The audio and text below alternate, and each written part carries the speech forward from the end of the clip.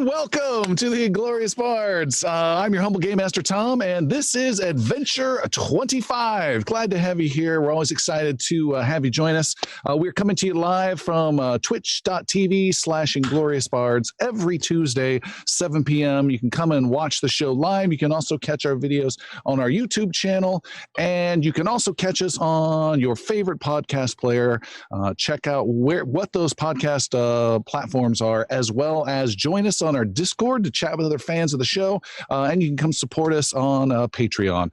All of that can be found at ingloriousbards.com, our website. And I'd also like to give a quick shout out to one of our patrons, Carlos Gomez. Thank you for supporting the show. And without further ado, let's get a recap of what happened last time. Okay, so the defenders were inside a black sphere of all sorts of nasty energy that we had to run into. We were fighting off some crazy little vires that were these tendril things that were eating up holy energy from different relics. After beating some of them, we ran up the stairs and found that High Priest Pacelin was actually bringing them in and was bringing down the holy energy from everything that was being maintained by Celine. So we fought him and fought him off, and it ended with Sir Brenros driving his sword through Pacelin, pinning him to the ground, turning around and walking away. He left it embedded in his chest, at which point the dark energy in the room changed, and all of the holy energy from the priests outside that were maintaining it all zapped in and absolutely enveloped Sir Brenros and completely changed his shield to the golden shield of Celine. He is now Celine's champion. The priest turned to him, Priest Sola especially, asking for guidance of where they should go, and he dubbed her the High Priestess, which was incredible. As we were leaving, the Sildren spoke to the group and let us know of his terrible dreams that he'd been having, of Yathene's death and about some horrible things happening up in a town called Mosshaven. He implored all of us to jump on the ship that was left by the king, the Tainted Waters, and to go take care of this mission. So we did. We went on, we met great Captain Mad Eyes of the Tainted Waters, which he affectionately referred to as the Great Taint. And on our journey, we kind of had some weird encounters with another ship, but we made it to Mosshaven. And it was near the end of the night, and that is where we left off. So from there, let the adventure begin.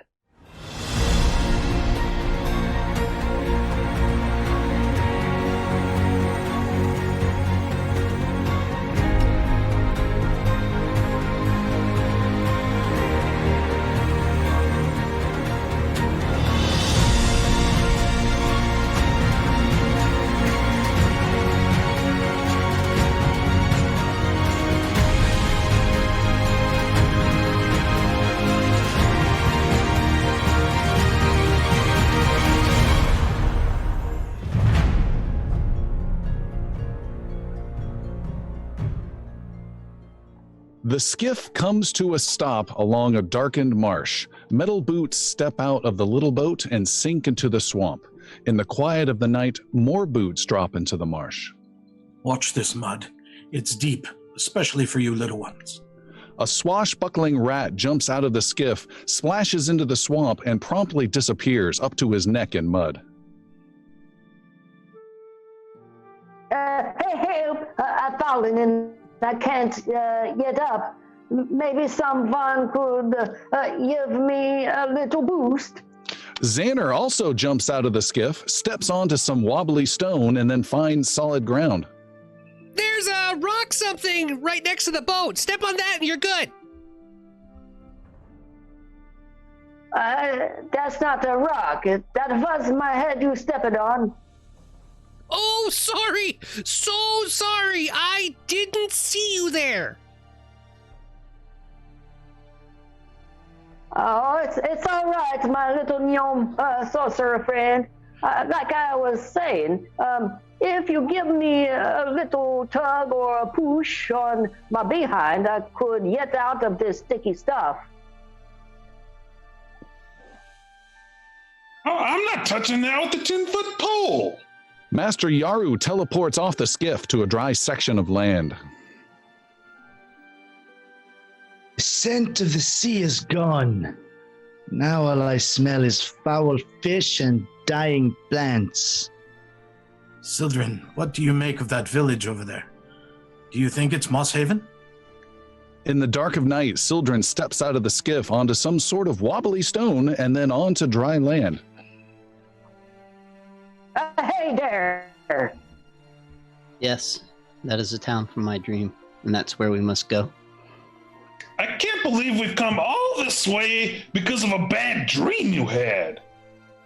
As they say, Palik, one man's dream is worth 1,000 words. I don't think anyone says that, Yaru. Well, don't discount Sildren's dreams, Palik. He's seen amazing things before that predicted the future. Sildren, didn't you predict the return of King Phaon? No. Well, didn't you have a dream about us finding the Nexus? No. Well, didn't you dream about us defeating the Shadow Raideth? No. Amazing dreams Sildren has had. So amazing. Everyone here? Good. Let us keep close. Keep quiet. And keep your weapons sheathed. But not too sheathed. Yeah, let's go! Behind the group, beneath a swashbuckler's hat laying in the swamp, the group hears a voice call out. I could still use a little pruning out of the swamp. This mud is up to my neck. But in no hurry. I have a long neck.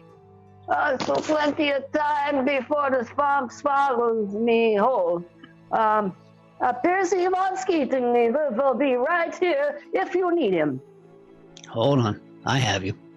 The druid pulls Piercy out of the mud with an odd sucking noise before the group trudges across the swamp to the village.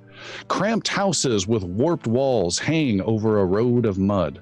The heroes see dim lights in the windows. Gnarled trees almost seem to reach out of the darkness as the heroes step out of the swamp and into the village of Mosshaven. They pass by a house with a fresh grave dug into the soft ground. The lone shop in town turns off its lights as they pass by. Sir Brenros looks up at a window on the second story of a house where a middle-aged woman stares at him, points her finger, and yells through the glass, "I know who you are!" The woman turns off her light, so Brenros moves the group along. Palik spots a boy behind a house pulling something. The boy looks startled when he sees the heroes and runs inside. Oh, hold on. Come back. We just want to talk. The boy runs into his house and the lights turn off. Palik walks over to see what the boy had dropped. The body of a dead dog. Well, isn't this just the cutest, quaintest town you've ever seen? Hey, over there! It's a sign for an inn! Maybe we should get some rooms and see what's happening here.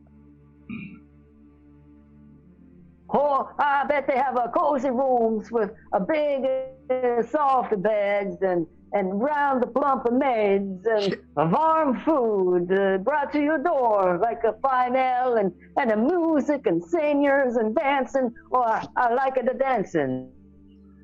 Yes, let us just hope for a dry roof over our heads. A fresh start in the morning will help to see if something is going on here in Mosshaven.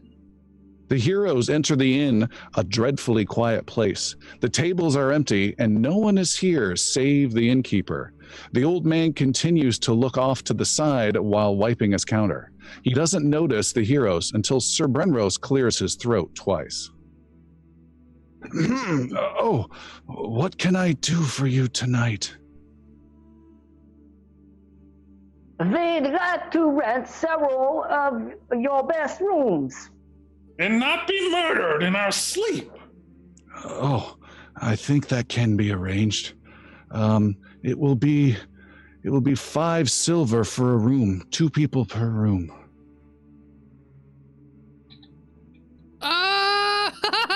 Oh, there's gotta be super nice rooms. Yeah? They're well enough for any traveler. That's fantastic. What do you have for like 2 silver? For 2 silver, I've got the common room. No one's in there. How many beds in the common room? There are 5. Huh, that's weird because there's am I right, you guys? Is there 5 of us? Yeah. I think you can sleep on the floor, Xander. Do us all a favor. I mean, we've already talked about how Xander needs his Betty by time, but The common room will be just fine, and I'll put a gold coin on the desk. 2 silver each. 1, 2, 3, 4, 5, 6. You have stepped him 2 silver by my math. Somebody give me 2 silver, please. I only have 21 gold. Xander puts down the extra 2 silver.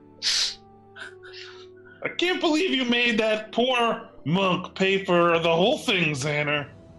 I didn't make him do anything. I negotiated because I'm amazing. Xander the negotiator. I didn't realize we were so low on coin. You're always low on coin. That's why you need me around. Xander the negotiator.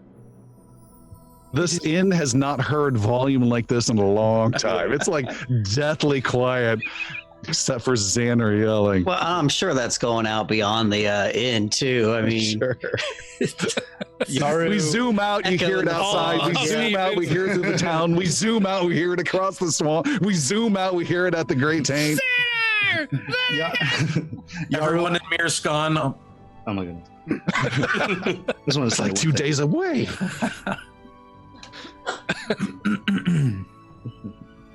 Common room. He has Master Yaru, he says, sign here, and he takes a big register that hasn't seen much use and puts a quill into some ink and hands you the quill to sign. I dip my claw into the ink and I sign it with a claw. All right.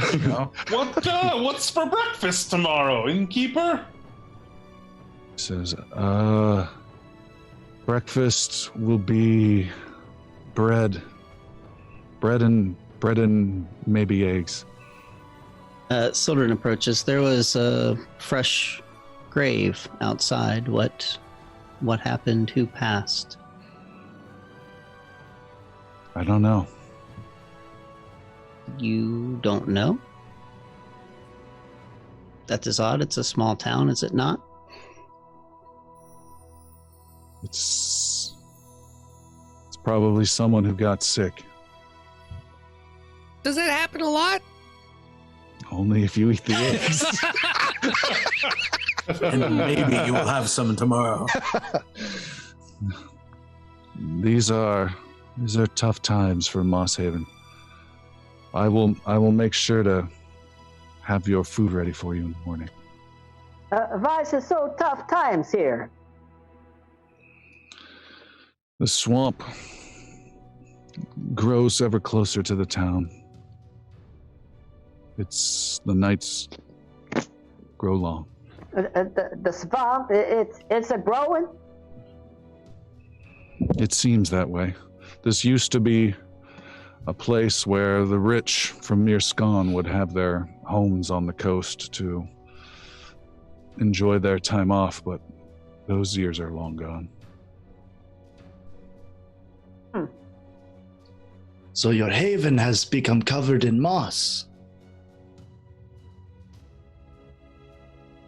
Just let that sit on the floor for a while. Yarno just puts his head down and walks away. And the first egg is delivered. I don't get a bed, I guess, for that one. I'll sleep on the floor. Brunrose goes to, I'm assuming there's some windows and whatnot that goes out. He peers out of these windows. I could have swore I saw someone speaking to me, saying that they had seen me or knew me. I didn't think much of it now, but everything seems a bit on edge. And Brenrose just peers outside looking for movement in that area where he heard that.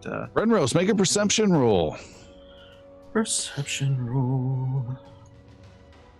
That is not going to do it. There we go. Oh, nice. A 30 total.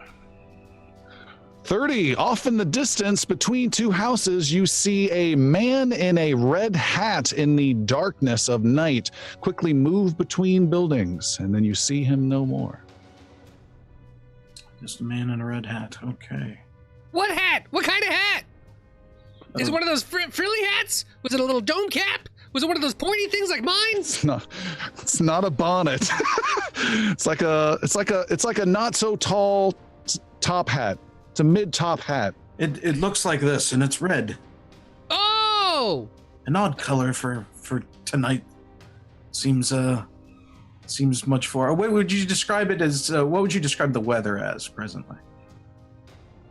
Cloudy. The moon is covered most of the time, but the clouds part every now and again, and it's getting cold. We are heading.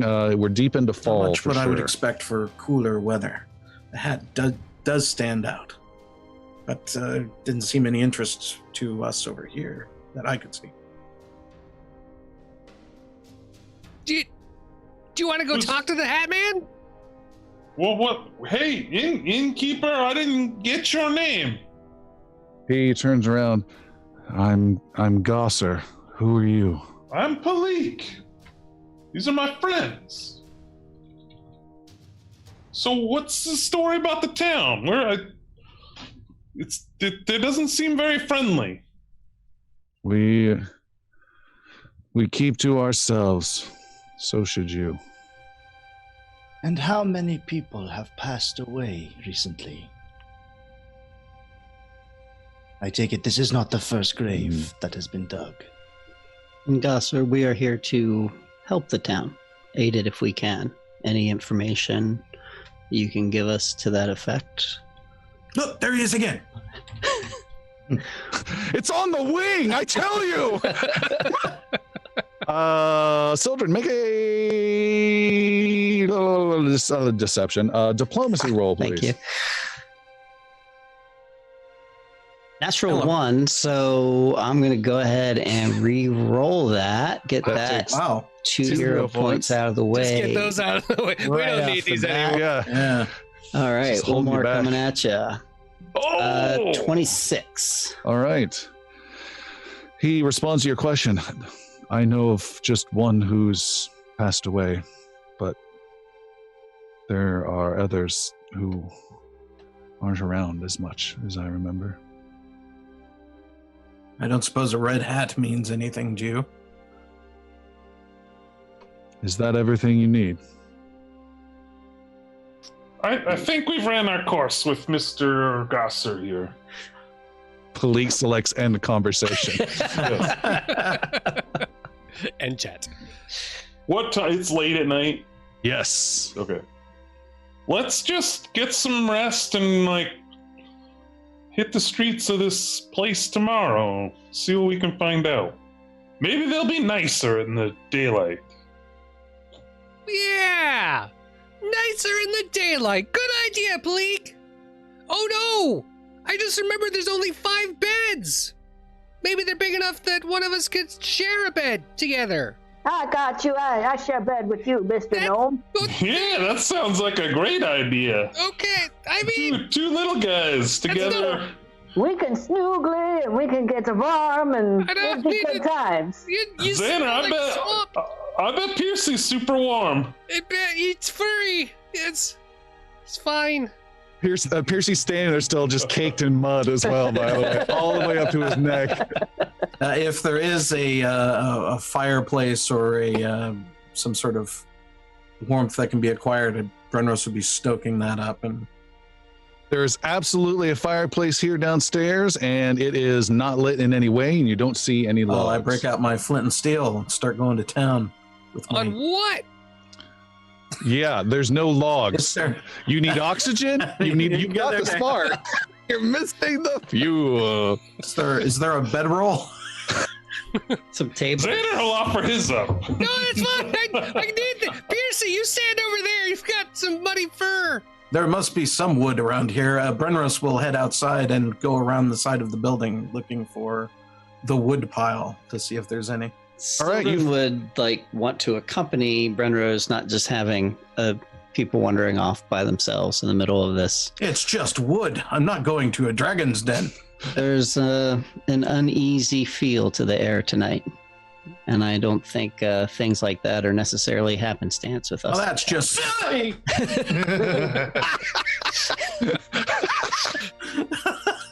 There's the first person camera. Don't go into the basement. You head outside. You see there is a leathery tarp tossed over a bunch of wood on the back, and you whip it open and start grabbing some wood, but you still find all of it moist and moldish and moss covered and not suitable for burning, even though it was well protected, you feel. Oh, that is odd. Well, then head back inside. No wood. No usable wood. All of it wet. That doesn't matter for me. I burn everything. Uneasy glances amongst the group. Hey, Xander, keep those comments to yourself in strange places. They don't know us here.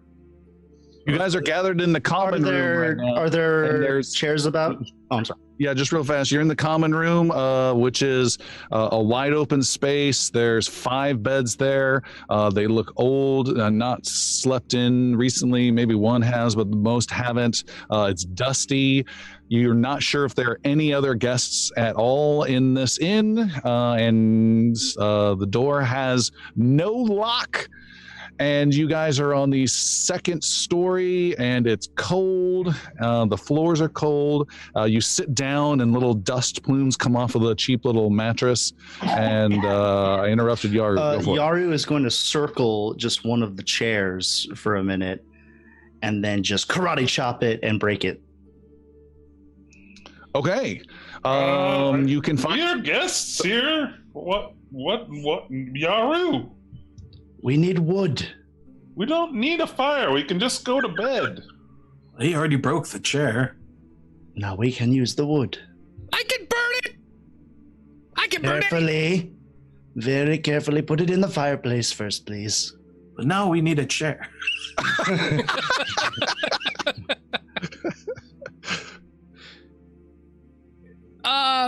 It's there. So rather than flint and steel, Xander will produce flame, and he'll toss the flame into the wood, the chair wood. Well, yeah, I'll Okay. pick it up and put it into the fireplace. You've got the wood in there, and Xander, you produce flame and light a fire, and there is a bit of warmth and light and safety about this room that is a little bit reassuring. Yaru will retire to a corner and sleep in lotus position until awoken. You can do that? Yeah. Do you fall over? No. You sure? Yeah. Trying to sleep. I have a little kickstand on my tail that I just. I just feel like Xander, every time you do that, Xander just kind of walks up and just kind of waves his hand in front of you. He's really out. That's amazing. Whoa! Whoa! Luckily, my mantra, I can change it, my mantra at will, so it's just get away from me, Xander. Get away from me, Xander. Talk to the hand. Talk to the hand. Would we be able to sleep into 2 shifts, Tom, and still get a long rest for the whole group? In 2 shifts? Yeah, like 3 and 3. No, you'd have to dramatically We cut do that 2s. down. 2, 4, 6. You would need 9 hours. Sildren, let's get some sleep. I'll wake you up in a few hours. I'll keep watch. Percy hops in a bed and just starts dusting himself off, getting the big chunks off his fur. In the bed? Right next to Xander, by the Starts way. like trying to brush off the sheets little for every bed for chunk him, that you yeah. drop in. Like, dang it. Just Mice do it like to over my burrow. yard. Just kind of scoots in closer to Xander. I feel your panache. This is not a finish. That's my finishing move.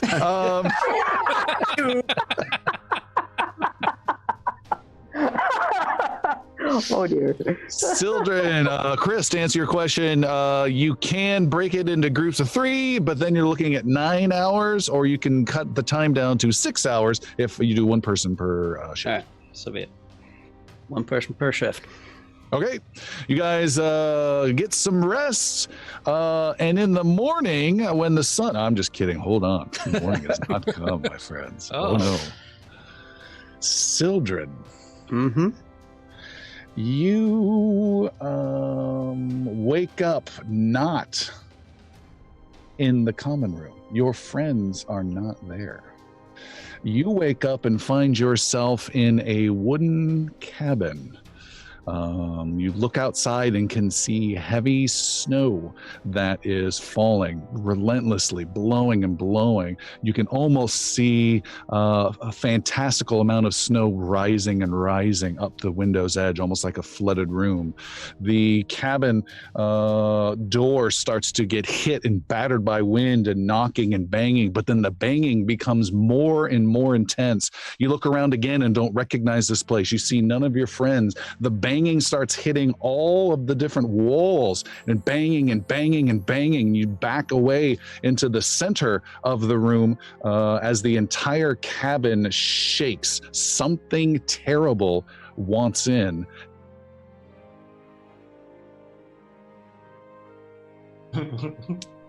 I will cast resist energy Okay. to start. What energy type? Let me see what my options are here. Da, da, da.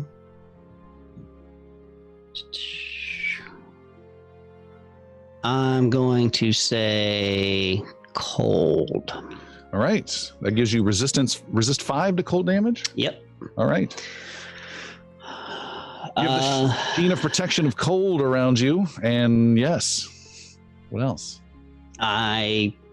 So I'm just in the center of the room. This is just like a single room, and single room cabin. There's a small bed off to the side. There's a wolf rug thing on the ground next to a fireplace that's out, and the snow you can now visually see rising up the windows continues to hammer all around you, almost like some scene from The Evil Dead. The whole cabin just rocking and banging and clanging, and then you feel a sensation of something brushing up against your right leg. Something slightly furry.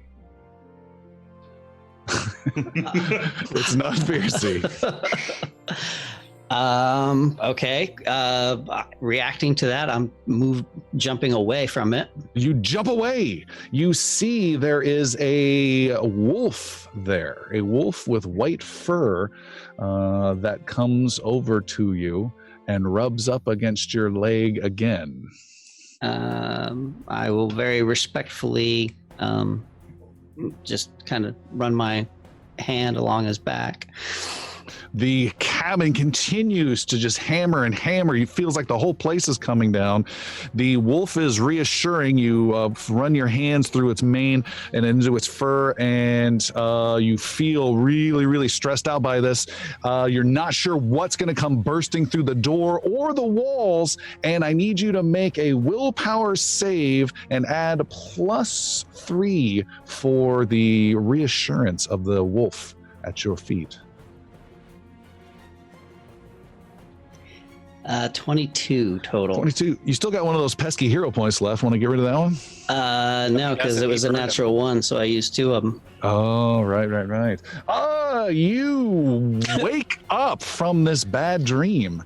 You are in the common room. You see Palik kind of looking at you. She's still on guard.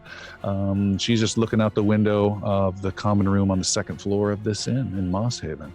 You feel fatigued and have gained the fatigued 1 condition. Okay. This is not necessarily a pleasant one. Fatigue 1 is your -1 to armor class and saving throws. So everything defensive for you now is -1, and you can automatically get rid of that the next time you finish and are able to get some good sleep. Gotcha. So -1 armor class and saves. Right. Did you have another crazy dream? I did, and I'll get no more sleep tonight, so you might as well lay down and take your rest. I'll watch for the rest of the night. Well, did your dream tell you to go somewhere else, I hope? Somewhere with at least a 3-star rating. No, it was of being trapped. Trapped where? In a cabin in the woods, banging, and then I woke up. Like banging? The whole cabin, everything. Sildren, you are hanging out with Palik. Palik, you're getting some rest. Are you sure? I can stay up with you. No, I must contemplate what I have dreamt of. I will Okay, be fine. well, wake me up if you need anything or anything goes weird. Palik, you go to your bed and you see Xander has fled Piercy's bed and the mud-covered bed there. And do you want to join Xander or do you want to join Piercy? I want to yank the covers off of Xander and push him off of the bed. Okay. Ow! Why'd you got slobber all over my pillow? Yeah, that's right. Sleep on the floor, dummy. And crawl into bed and go to sleep. All right. You hope Xander doesn't join you. You think... I'm gonna just instinctively backstab if I sense anything. I'm readying a 2-action. You then think about Piercy in his ugly little mud-covered bed, and you drift off to sleep, Palik, until you wake up, Palik, rubbing your eyes. You hear many voices talking in hushed but still sharp words. You can't quite make it out, but there's a whole bunch. And you see, as you rub your eyes, right next to you is Piercy, the last person that you thought of before you drifted off to sleep. Piercy, you are also waking up and see Palik right next to you. You both look around and try and make sense of where you're at and realize you are not in the common room you were at before. You are in some sort of large chamber with a whole bunch, easily 200 of people, a whole bunch of old men gathered around in a big circle. There's a strange platter thing that's just finished being moved around this area with a bunch of stones that were placed upon it. And they all show a strange color on them as that platter is brought before Senator Kethad. Palik, do you know who that man is? I've seen him. He's somebody important in Mirskan. Hey, I think that's the Senator Kethad. But I thought he was dead. Why are we here? Where are we? Who moved? Why do we wake up here? The vote has failed, Phaon, Kethad says, and there's more murmuring around all the other senators in this Senate chamber. The king looks totally defeated and looks at the two of you, Palik, and particularly his former castle guard, Piercy von Skeetenlever. The king is brought forward to the center, and two Navaran soldiers bring him down to his knees, holding onto his shoulders. And Senator Kethad turns to the two of you. This man has been found to be a liar and a charlatan. Give me reason to spare his life, or I end it now. Who are you to say these things about the King Phaon? I will fight to his honor. I will fight to his honor. Then you say you are conspirators in his con and his lies. Perhaps you should join him then. Perhaps you should find the end of my sword. Guards! And he calls out, and guards come charging at you. Piercy and Bleak, go ahead and make 2 attack rolls, please. Make them good, please. A 24 and a natural 20. Woo! Do we do the first and second attack? Yep. Modifiers? Okay. 24 and a 16. All right, Palik, you dodge a swing of a sword of a soldier. You try and move around and you stab again, and you get a brutal blow and kill a soldier who dies, and you're ready for more to come on to you. Piercy, you move defensively to protect the king, and you are cut down. Sword after sword blow are slashed into you, and Piercy, you drop dead to the ground. What? You are in the center of the Senate area. You are back to back with the king, and you've got about 7 Navaran soldiers surrounding you coming in. What do you want to do? Well, am I dead? Yes. Piercy's dead. Palik, you are surrounded. Oh, okay. Yeah. Sorry.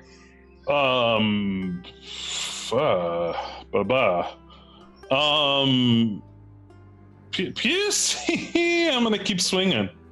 Okay. Make 2 more attack rolls. A 30 and a 30. Whoa, get him! Wow! You continue to duck and dodge and stab and attack. You cannot survive against this onslaught for long, but you hold off far longer than you ever imagined you could. This anger at this crazed spot you're in, this desperate spot you're in, drives you further, and you're cutting and you're disemboweling, you're slicing, but more guards keep closing in. You're wounded, you're badly wounded, you're mortally wounded. You fall next to the king, and right before you are slain, the king grabs you by the head and looks into your eyes and says, "Thank you." And then his eyes kind of flicker a bit, and he says, "Kapala brought me, and I will eat." And then you are killed, but you snap out of it and wake up blinking. And you see Piercy is just snoring across the way in his bed, completely oblivious. Is Sildren still up? Sildren is asleep, and right now it is Brenrose who's on watch. Oh, Sildren would have just stayed up for the rest of the night Gotcha. and let everybody else sleep since he was already fatigued. Okay. Oh, Sildren, your bad dreams, I think, are contagious. It's this town. There's But something you had here dreams causing it. outside of this town. And that's We need to get out of here. we need to stop whatever is causing it. It will spread. Oh, I don't like this. Piercy was in my dream, and we both got killed defending King Phaon. Video. Tom, does Pleek have that same fatigued 1 condition? You do not. Piercy, you do, I'm afraid. You have fatigued 1. Okay. As you also had that dream. Is Piercy up, or did we wake up at the same time? Oh no, Piercy, no. It would Okay. take a friggin' freight train to wake Piercy up sometimes. Okay, well then Pleek tries to go back to sleep after talking to Sildren. Bleak, you go back to sleep. kind of maybe wishing you had a little Xander company nearby. No, not even that. Wow. All right. Even asleep, you're getting just torn apart, Xander. You go to sleep, and Xander, you wake up not in the common room. You find yourself facing a stone wall. You look around, there's another stone wall and another. You are in a small 30 by 30 room of stone with a stone floor underneath you with no windows or doors. You can see there's a bed that you were sleeping on that's broken in pieces. And you can, the only sound you can hear is your movement. It makes a very echoey like sound.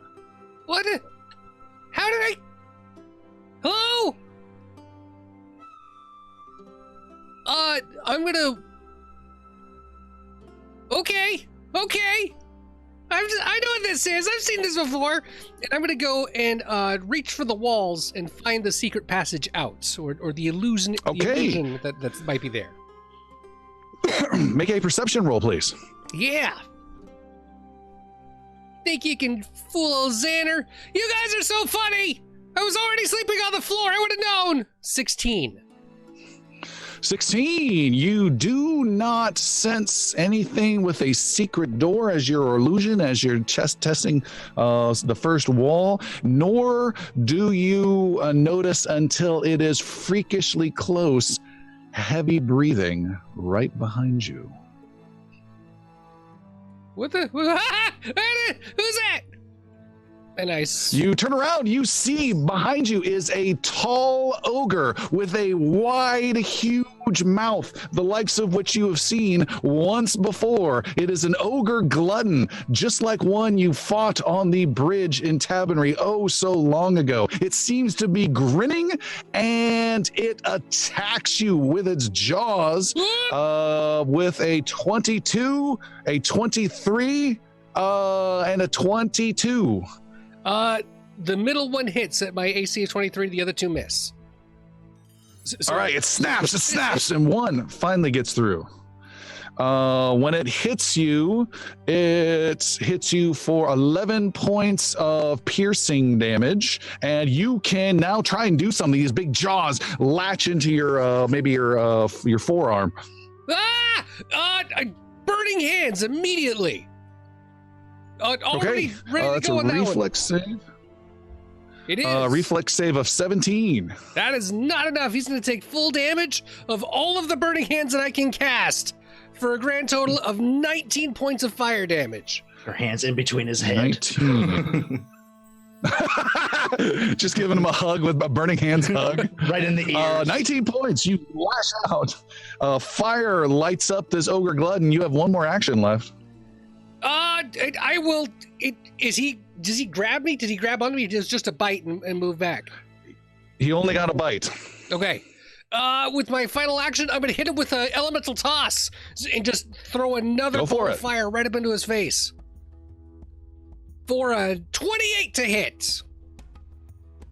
28 is a hit. Burn some more for 15 more fire damage. Roll that again. That was a critical. Oh, yeah. I mean, 33 points of fire damage. 33. Okay, you take him down. Go ahead and describe this for me. So, spinning around, seeing exactly what I'm always afraid is going to be behind me, like the exact thing. It is my terrible clown of ogre eating. I have practiced this move over and over and over again. You spin, you throw the hands out for the burning hands, and then as soon as he takes a breath in, I throw another fireball right up his nose. Every time. That's the practice. And so I followed right through with that. Burning hands in, he coughs, another fireball right up his nose, head explodes. Oh. It's supposed to. Xander, you are cheering, you're happy, and you are able to then start dreaming of other classic Xander things. Anyone other than Jeremy know what Xander dreams about most often? Killing his orc half brother. Malik not shooting him down. Getting a hug from his dad. Each more nightmarish than the last. But you are able to get some rest as you drift off from dream to dream. You do make some noise, though, in the common room in the real world of your weird. It's night cheering is the official medical term of it. Just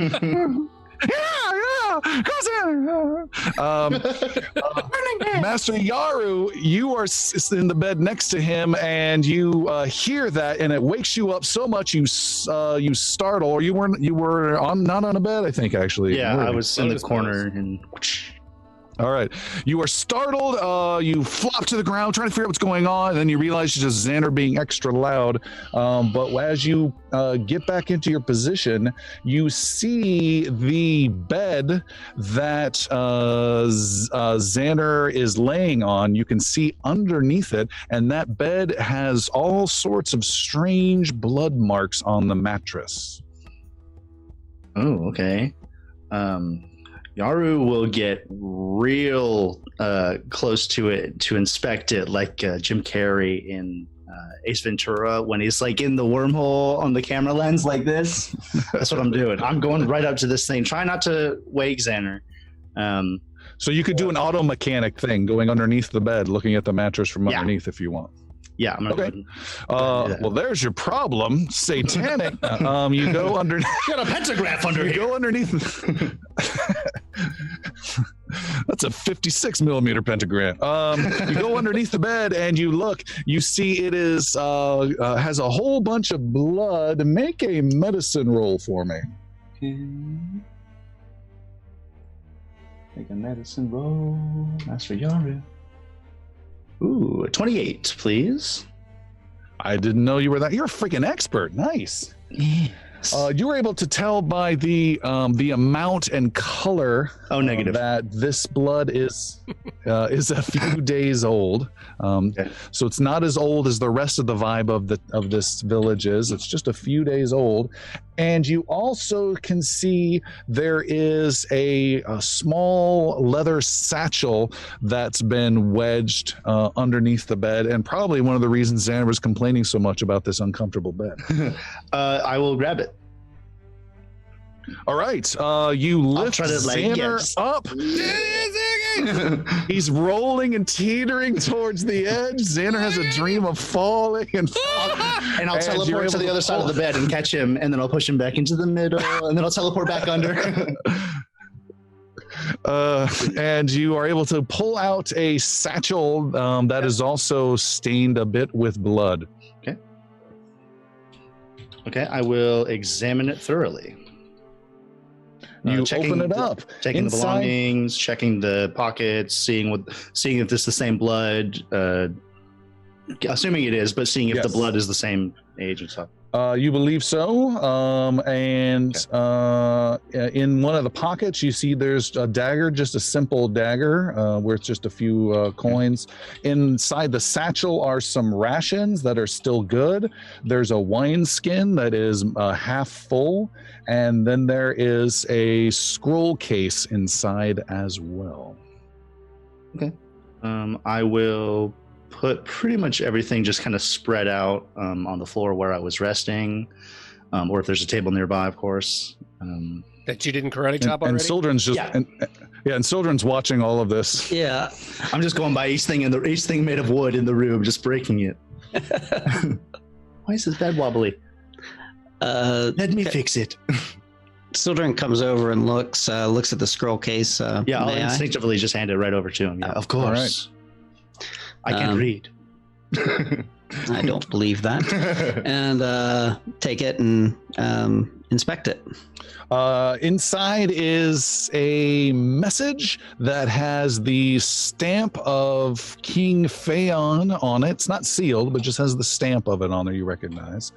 And that is a moderately long message that reads as follows.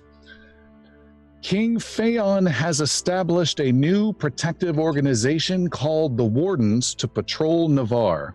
The Wardens have the full backing of the king and his official symbol and signature below. The bearer of this order is Oridan, a member of the Wardens, and he should be afforded the same courtesy and respect given to the king's guards and soldiers. As a leader of a town in our kingdom, any assistance and information provided to the Wardens will help ensure the safety of all of Navarre. The king and the Wardens are grateful for your support. Signed, Idrisil, Commander of the Wardens. So well written. It's poetic. A message from the king, I see. And I suspect that the dead man is the one noted in the message as well. Perhaps the grave outside? Yes, I would suspect so.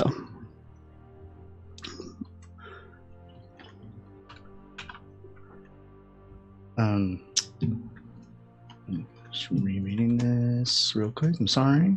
That's all right. I just pasted the message into chat for everyone in the group to grab if they want. It seems that he was not treated with great respect, as No. requested by the king. We should keep this amongst our group for now. I would not share that with that we know about this with any of the other people in the town. Yes, secrecy is our best play. Though Brenrose seemed to have an eye on somebody last evening. Somebody in a red cap, I believe he said. Perhaps there is more trouble closer to us than we thought. There is definitely trouble afoot in this town. Speaking of Sir Brenrose, the old knight, Sir Brenrose, you draw your sword and spur your mount onwards with a battle cry. You lead the charge across the wide plains of Calavier on a fast horse. Your fellow knights are close behind as your patrol smashes into a band of vicious gnolls. Snarling teeth, swords, and hooves collide as the Order of the Vigilant destroys the invading gnolls. Brenrose, your warhorse collides with a gnoll, and you are tossed from your horse. You are flung violently forward, but the battle disappears beneath you. The plains of Calavier fade away as the odd effects around Mosshaven have you tumble towards a black marsh of mud and weeds. You fall, yelling and holding out your hands as you smash into a dark swamp. You reel from the impact, but find yourself still alive. You lift your head and mud slides off your helmet. Just beyond is a decrepit small town of sagging homes on the edge of the marsh. As you lift your head, your dream falters and the effect fades away as you are not as vulnerable to fear as others. Your dream falters and the mud under your feet gives way. You fall through the swamp, through the earth, through all of Varennes. You fall even faster past swirling waters falling between stars. You continue to drop, these moments becoming both a dream and reality. You fall alongside a grand spire of tan stone, empty and cold, past tall ships sailing across a sea of emerald gems. The green of the emeralds fades to darkness. It is black, and you hear yourself breathing. Checking to see what it is that Brenrose is standing on, or is he in fact just floating about? That's my head. You you tap your feet and can feel hard stone beneath them, and you can see there is a light you can make out nearby, and a torch comes into focus ahead of you. Brenrose proceeds to the torch, taking careful steps. All right. You take careful steps. The torchlight, its flickering light, reveals obsidian steps that stretch out before you. Maybe 20 feet ahead, 20, 30 feet in front of you is where the steps begin, and they rise and rise and rise. They're almost pitch black obsidian steps, and several steps up, maybe 4 or 5 steps up. And these are wide steps. you see that there's a man resting on his side, propped up by one arm. And he sits up as this huge obsidian chamber kind of takes shape around you.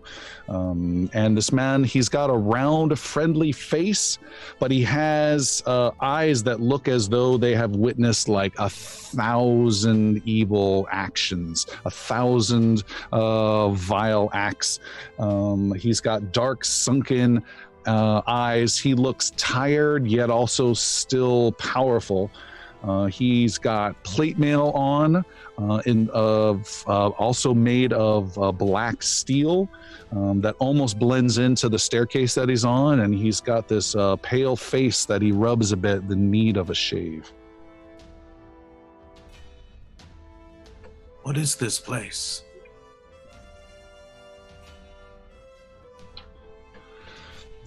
This is a place beyond dreams. And how is it you've come to be here with me? That is a question I would ask of you, because I know who you are. You are one of the reckless warriors, the ones who run about with no cause or understanding.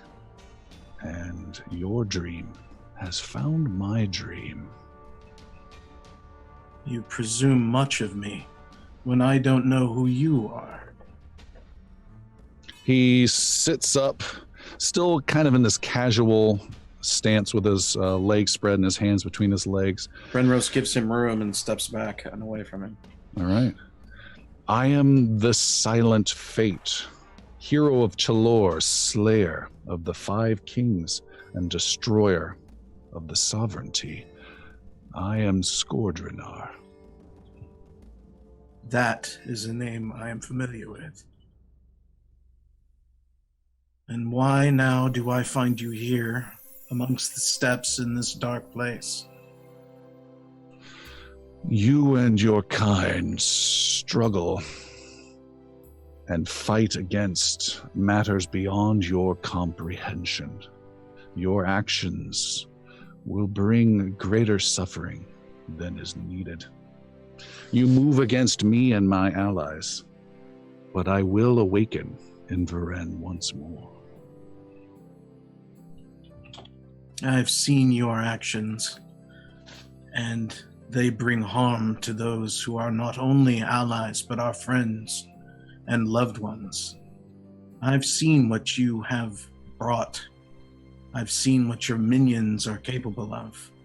And with all that is in me and those who travel with me, we will not see you rise again. You have not seen the lost souls wandering the gray depths of Illistel as I have. Their suffering will continue endlessly. They are lost. They need a new home. And I have the power to give that to them. And I will take over Varen, as I almost did once before. And I will claim this place and give it a new name. And it will be a new home for these souls to wander. Now you can make this a fast process for the lives that will be lost, or you can make it a terrible, slow one. But you will not stop me.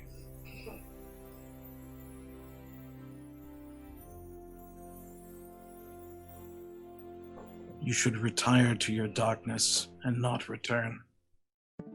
I would choose the slow path, and I may not defeat you. But in time, someone greater than myself will. And what makes you think that? I have slain kings and armies and friends.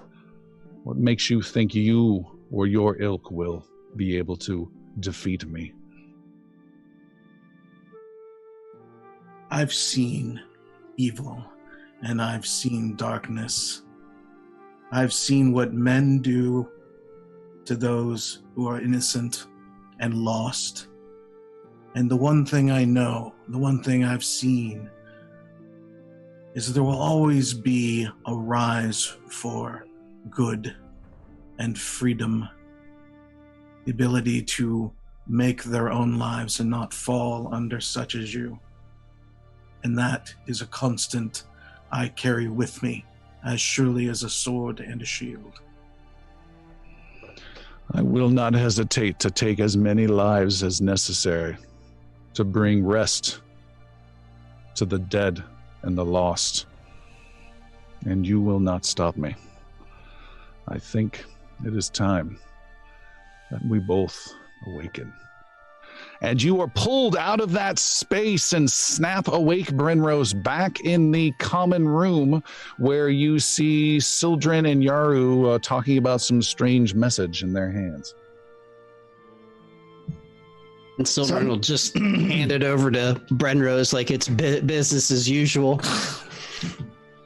What is Both this? look troubled this evening. Bad dreams.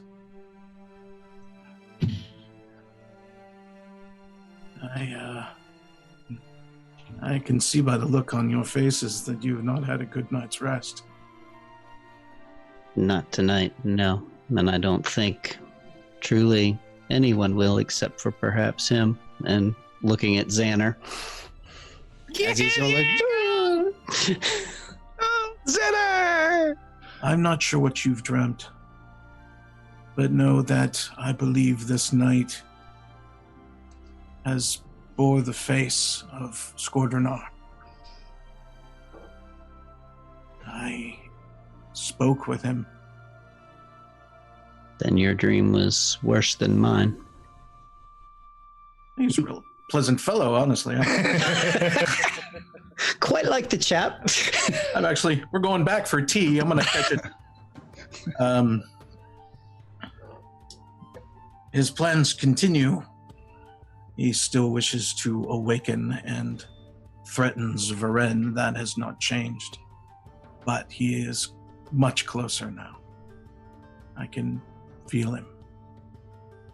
His intent burns upon me. Sir Brenrose, in the short time that I have known you, you have accomplished more than some of my students spend an entire lifetime seeking. You commune with both the gods and demons of this earth and the next.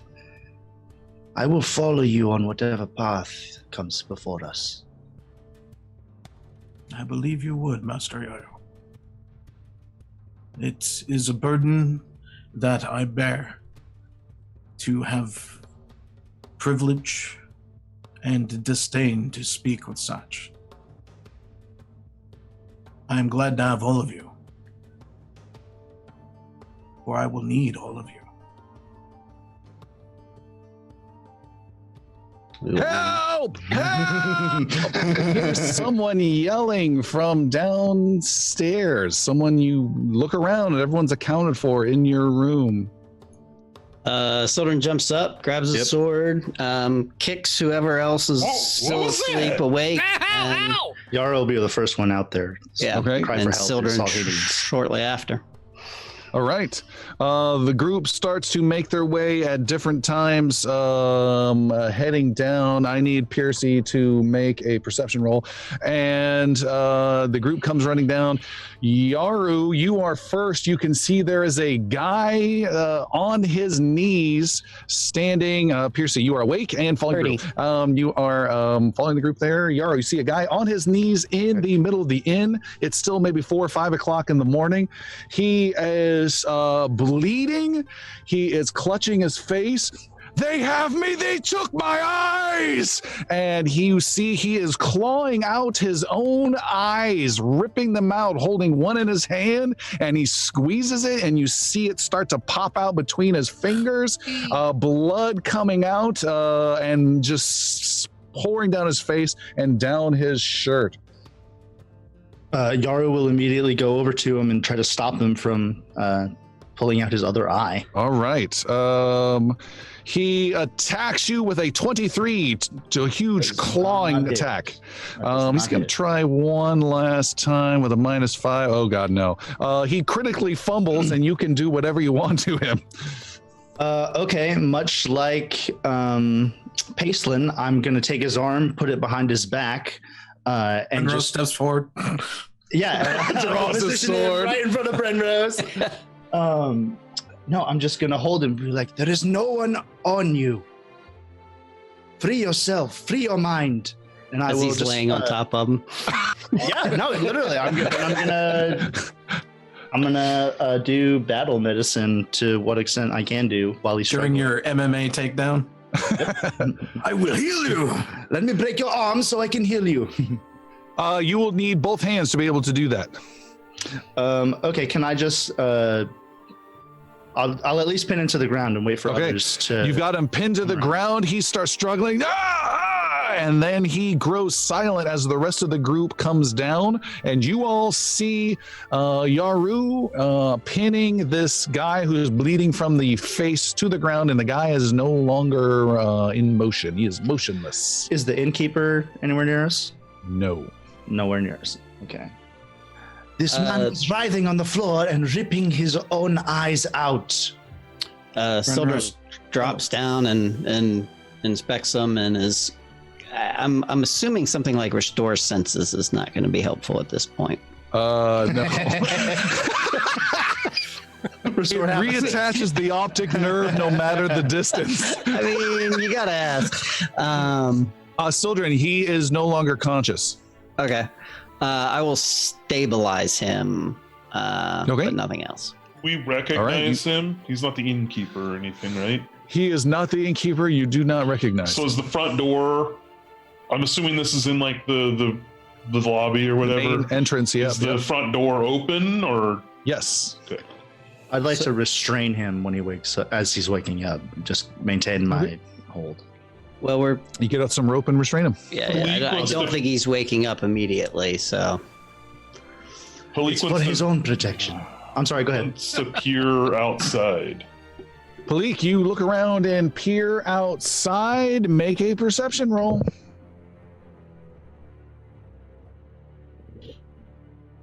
A 19. You don't see anything. Xander will detect magic. Xander may. Ooh, that's interesting. Detect magic. Make an arcane. Well, nope. No. Nope. Just can't do that. Nope. I believe I can. And it can be secret. Nice. You detect nothing out of the ordinary, and no magic at all. Is that a good roll or a bad roll? Yep. Nice. Dodge that freaking bullet. Okay. Quick aside, real quick. The shield stats that I have is incorrect. I was wondering if I could get a correction on that. Shield stats are incorrect. It needs to block 100.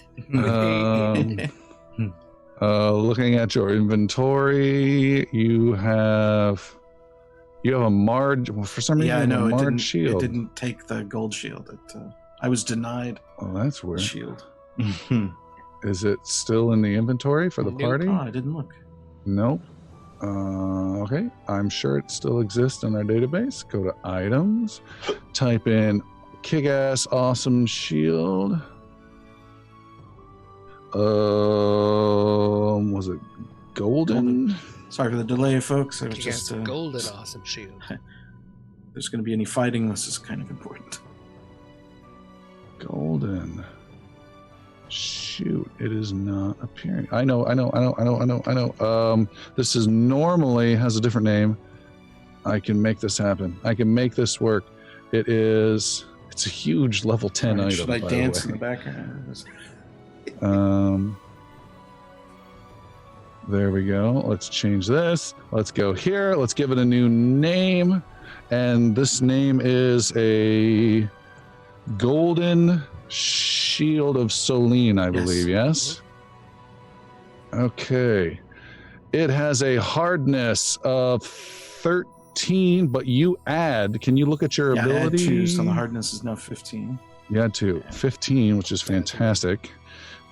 It has 50% hit points, total hit points, which has never really been reached, but I'm going to put it in there anyways. So that is 156, but more so is the breaking threshold of 52 plus 50% is 26.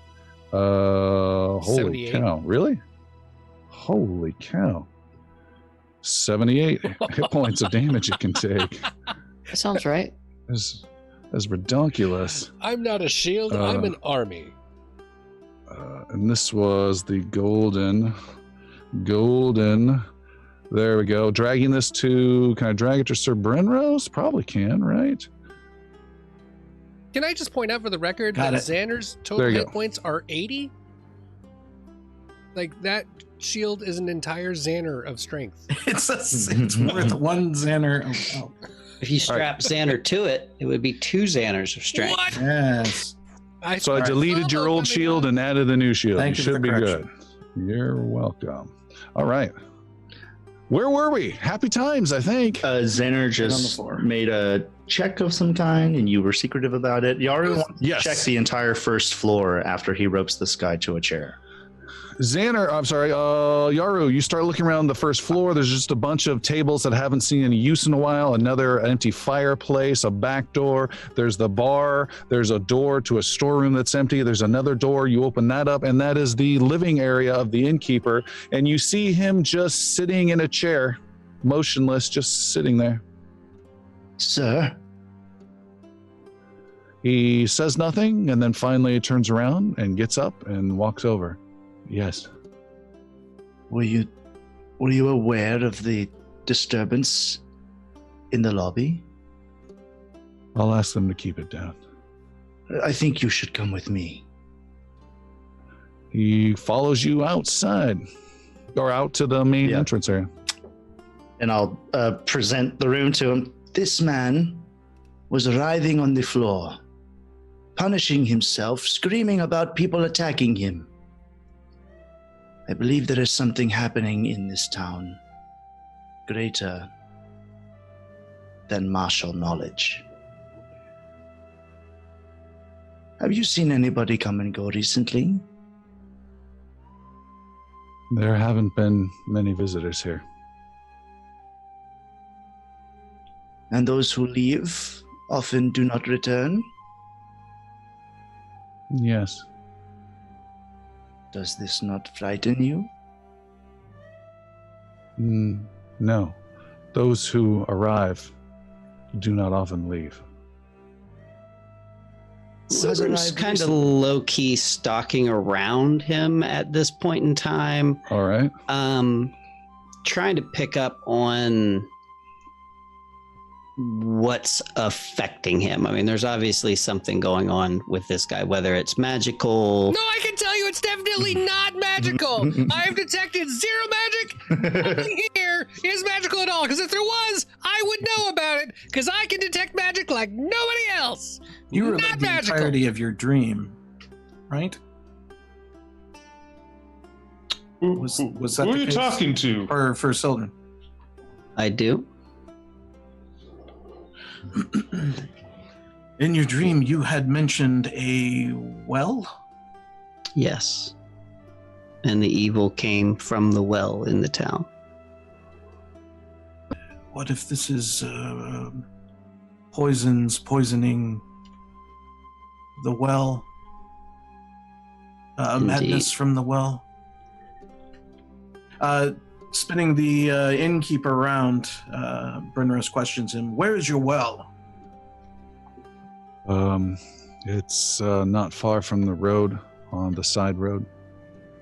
And he points in the general vague direction.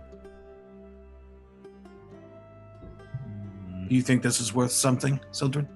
I do. I think we wait till morning, perhaps. Well, how far away from morning are we at this point? I think another hour. Okay. Well, actually, that's fine then. Yes, I would like to go to this well. If it may have been more metaphorical, but we shall find out. Yaru will kind of just respectfully dismiss the innkeeper. Get the fuck. All right. You got your gold. Go back to sleep. He walks away, not caring at all about the bleeding, motionless guy in his inn. Yep. This one seems to be fairly well traumatized with his clawing at his eyes. He is stable for now, but And he is tied up. He is not getting out of that knot. The captain on the ship taught me a knot that is very secure. It's very secure. Brenros will lay on hands for the injured man. Okay. You lay on hands and heal him some of the damage. How much healing is that, roughly? 24, I believe. That's like 3 NPCs worth of full healing. You duplicate him. Another eye! You heal him of the major wounds. There will be no more blood loss, but he is... it does affect him. That's an interesting. Make a religion roll, Brenros, with a -3, please. -3 on my religion? That's just rude. Yeah, this is different than battle medicine. 24. With a 24, you heal him, and you again you see what he doesn't see. The wounds are no longer bleeding, but the eyes are still gone, and you see him start to breathe more rapidly. I was just about to say he starts to blink conscious. I guess he could, right? He could blink. He starts to awaken. You hear him breathing and moaning, but he's breathing very rapidly, and he whispers something into your ear, Brenros, before he goes 24, before he goes still once again. You check his pulse, and he is dead. well healed, Oh my gosh. Penrose. What did you do? I did what I've normally done. This is Christopher in tech support backstepping. Hey, this was like it. No. I'm having flashbacks. I didn't check the registry and did a few edits, but none of this.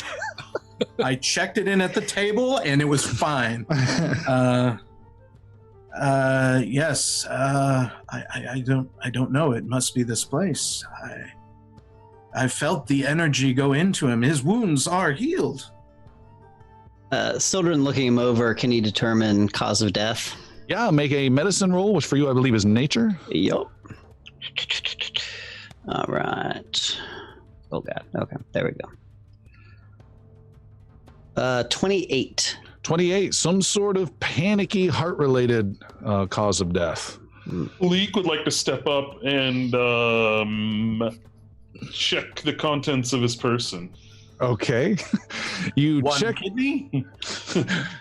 you check the contents of his person. You find that he does have a pouch with 34 silver upon him. Well, now I feel guilty. Nothing else? There is nothing else upon him. He has a tool belt on with no tools. That's all you can see. He had a heart attack, Brenrose. Sir Brenrose, I'm sure when he awoke, either way, he would have still been afflicted by this, and nothing you did would have been able to save him. There's nothing magical, I can tell you that, because if it was magical, I'd know. Because I know magic, and that wasn't magic. Because otherwise, I would have detected it. Xander, you probably could have saved him. Give him a little zap of your lightning. That's just rude. I'm very destructive with lightning. You How remember come what you didn't happened? save him? I don't save people. It's not. I'm gonna go outside. I'm a defender of the realm, not a savior of the realm. Brenrose, his last words, though, still ring in your ears. He whispered into your ear at just before he passed in a heavy, quick-paced breathing voice. He said, "Stay away from the crows." Stay away from the crows. Where's Yapane? Mm-hmm. Mr. Hitchcock, no! She's swallowing an eye and looking guilty. Yeah, she's with Sildren. He whispered something to me. Stay away from the crows. Stay away from the crows, he said. What crows? I haven't seen. Have we heard any crows throughout the night or right now? Nope and nope.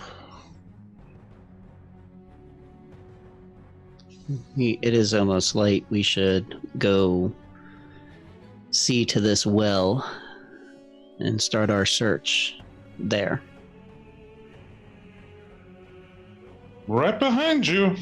All right, you guys So gear there up. it And yes. Brenros steps to the innkeeper and That's back into his private room. You open the door, you knock gently. He doesn't respond. You open the door and see him sitting in a chair with his back to you, sitting perfectly upright. Innkeep.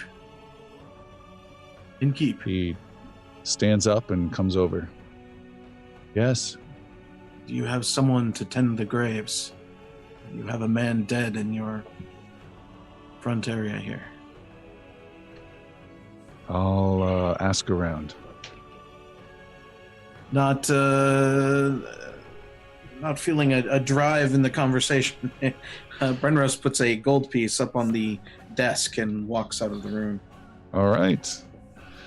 You guys gear up, and in the darkness of late morning-ish, as the sun is about to start to appear, you guys leave the inn and are looking for a well. Is that correct? Yep. Okay.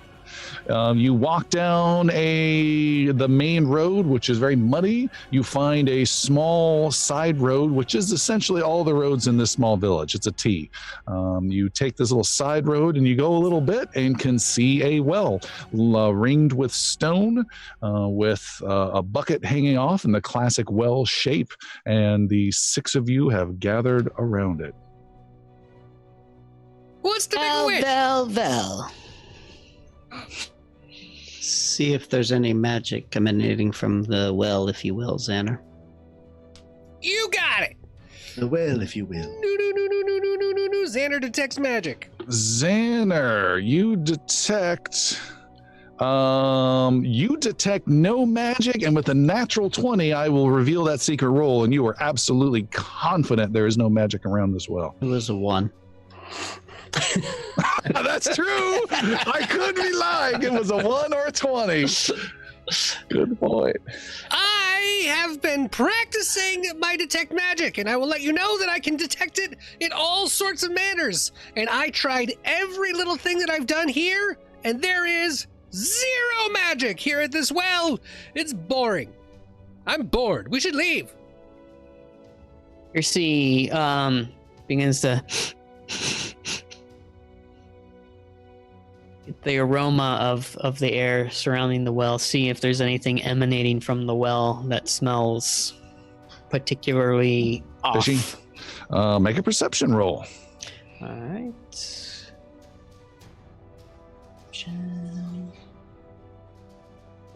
21. 21, you smell nothing out of the ordinary at all. You can also see the well goes about 20 feet down before you can see a little bit of shiny water reflection. 23 for my 20. Oh, yeah. What? 23 for my snout. I forgot. Oh, okay.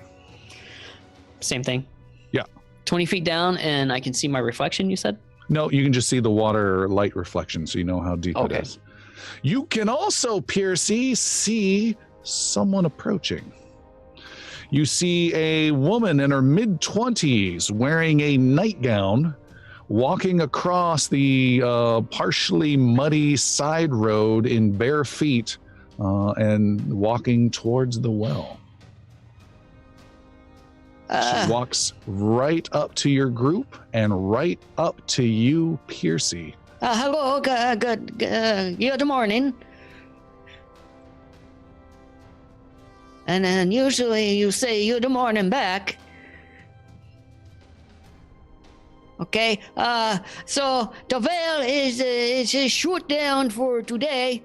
But you can come back tomorrow and get some more water then. She grabs your forearm with her delicate hand and leads you away from the well and your friends. Where's that weird lady? I'm gonna go with Piercy.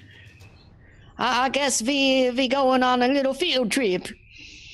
And she pulls Piercy away, followed by Palik. What would the rest of you like to do here at the well?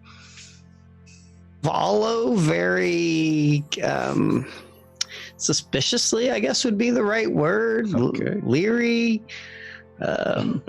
Yeah. That doesn't look right.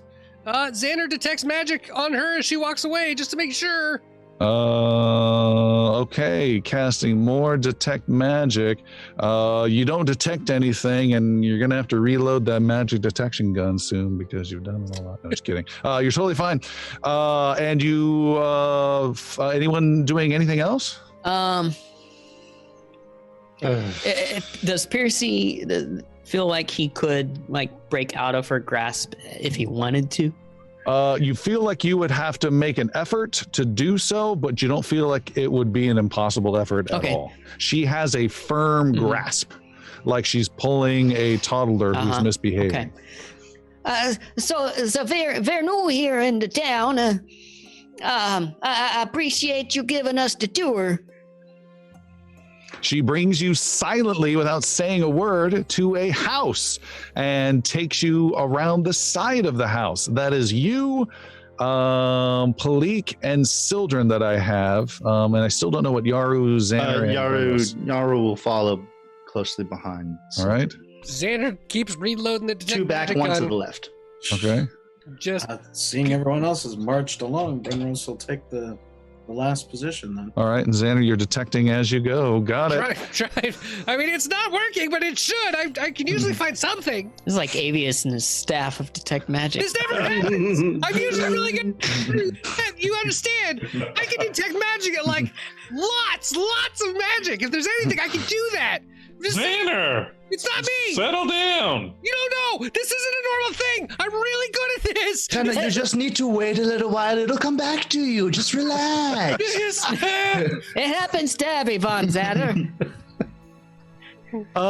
Piercy, you are led to the back of the house, and she takes you over past a small pile of wood. This wood also looks covered in moss and quite wet, and over towards a stump with a long, wide axe half buried into the ground next to it.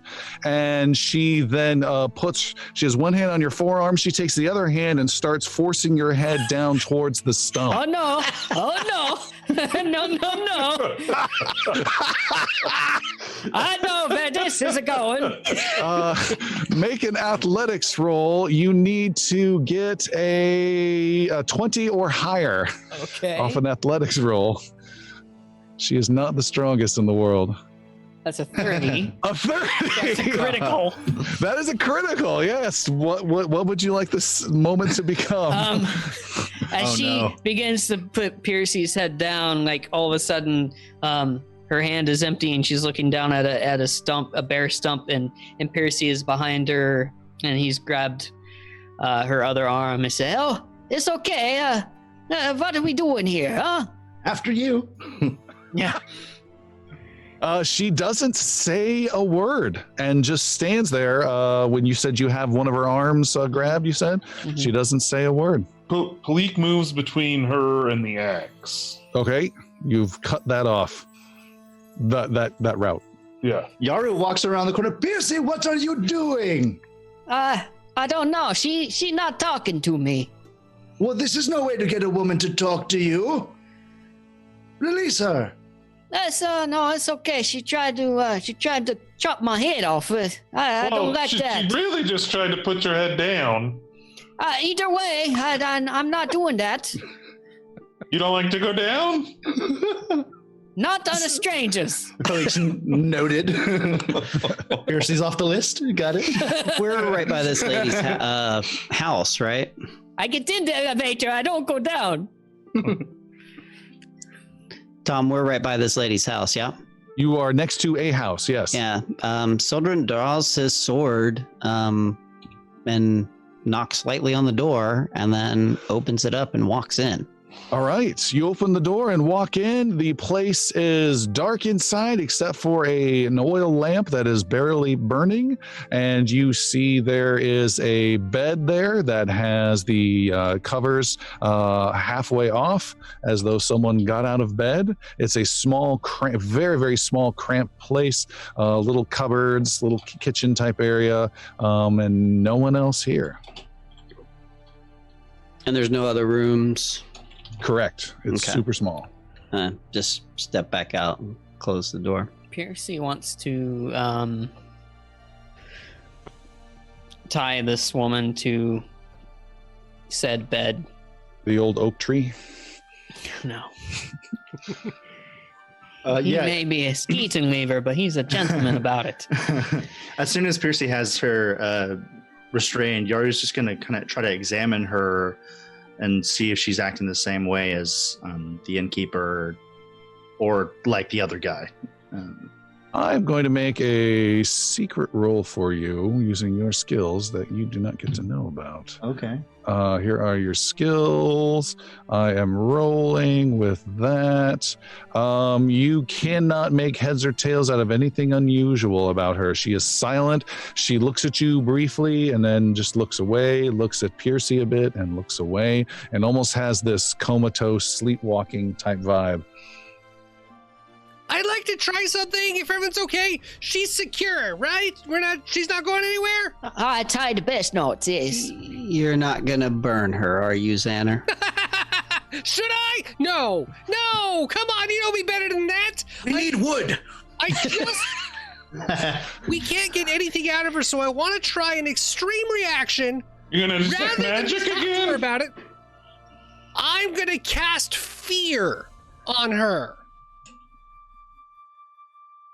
Okay. You want to scare her? Yes, I want to scare her. To see if there's some kind of emotion? To see if there's anything. I don't think she really sees us. Interesting. Xander, you cast fear and she panics and starts to scream. Ah! And starts to pull and yank on all of these bonds that Piercy has wrapped her in. She starts screaming and screaming and screaming and is in a huge panic. Piercy. That's a little more than I was going for. I was going for a little fear. That's a bigger reaction. This doesn't normally happen. One of his abilities, no cause for alarm, to attempt to calm her down and remove that fear. Oh, how does that work? It's a will DC against a diplomacy check. Can we combine that if Make a possible? diplomacy roll. I make a diplomacy roll. Yaru has that too. Can we combine her? Never mind. 31. Make that a 33. We'll assume a bonus from Yaru. Yeah. What do you say to calm her down? Lady, it's okay. We're not here to hurt you. It's okay. And he just kind of pets her head, just like, it's okay. It's okay. I'm soft. Feel this. Puts her in his cheek. And if it's is it a critical success? That is. Then her fear is reduced by 2, and she's temporarily immune to fear for 1 hour. All right. She's just a human woman. Yes. So she just has a cat and a rat in her face. It's okay. It's all right. Stroking her, bound for her arm, How do you bound like behind being her. pet, huh? And if anyone else there, My testicles, Summer. In the wheel. if anyone else there is also suffering from fear, they are also relieved of that. Okay. There is no one else currently affected by fear. She starts breathing very rapidly, but then you see her looking around at you, Piercy, and looking at you, Yaru, with more life in her eyes. And she says, "What was that? What was that? I was terrified." Talk the words. Something What's has happening? come over the people of this village. What have you done to me? Oh, so hey, hold on here. You tried to chop my head off, and so I just put you on the bed here so you can undo the chopping. What? Yara's gonna sure untie her. You untie her. She grabs onto Piercy by the back of the neck. No. She rubs her wrists. Who are you? I don't understand. If you don't understand quite either, seems the people here are under some sort of voodoo, some sort of magic, voodoo magic. Okay. Hi, I'm Xander. This is Piercy. We're the defenders of the realm. We were called here because there's some great disturbance that's happening, and we fear that it's affecting people. It seems like you've been asleep, and you had a lot of fear happening, which is why we tied you down. But now that you're awake, are you okay? I had a terrible dream, and then all of a sudden, my mind was flooded with just horrific images of just this crazed giant halfling woman just constantly telling me no, and it was just so terrifying. And then I woke up, and then I'm here I so am. sorry. I'm glad we were able to help you out of that dream. That sounds terrible. Has that been happening a lot? Do you have a lot of nightmares that go on? I don't have a lot of dreams. It's good, I guess, as long as you get some peaceful rest. Can I get you anything? Do you need any warm water or anything right now? Yeah, I shouldn't be outside. You should be outside? It's not sunrise yet. I should be in bed. If you'll excuse me. And she tries to step away, waiting to see if any of you start to bind her again, and backs towards her door, looking warily at you all. Actually, make a diplomacy roll, Xander. Diplomacy -2 for the situation. 30, yes. She doesn't look at you warily at all. She says, and I certainly appreciate you keeping an eye on things, and I'm sorry if I alarmed you at all. No, the other way around. We're sorry if we alarmed you. I'm glad to hear that you're okay. I didn't get your name. My name is Rakora. Rakora, it's nice to meet you. Again, so sorry for the scare that you've been going through.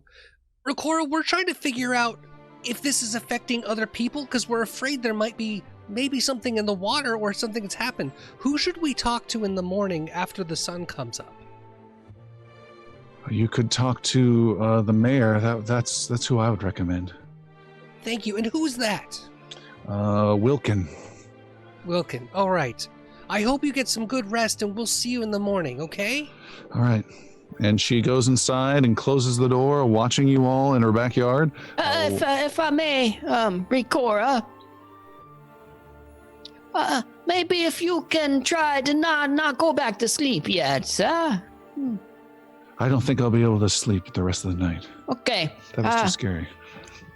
I wonder if maybe the sleepiness is what makes the people scared.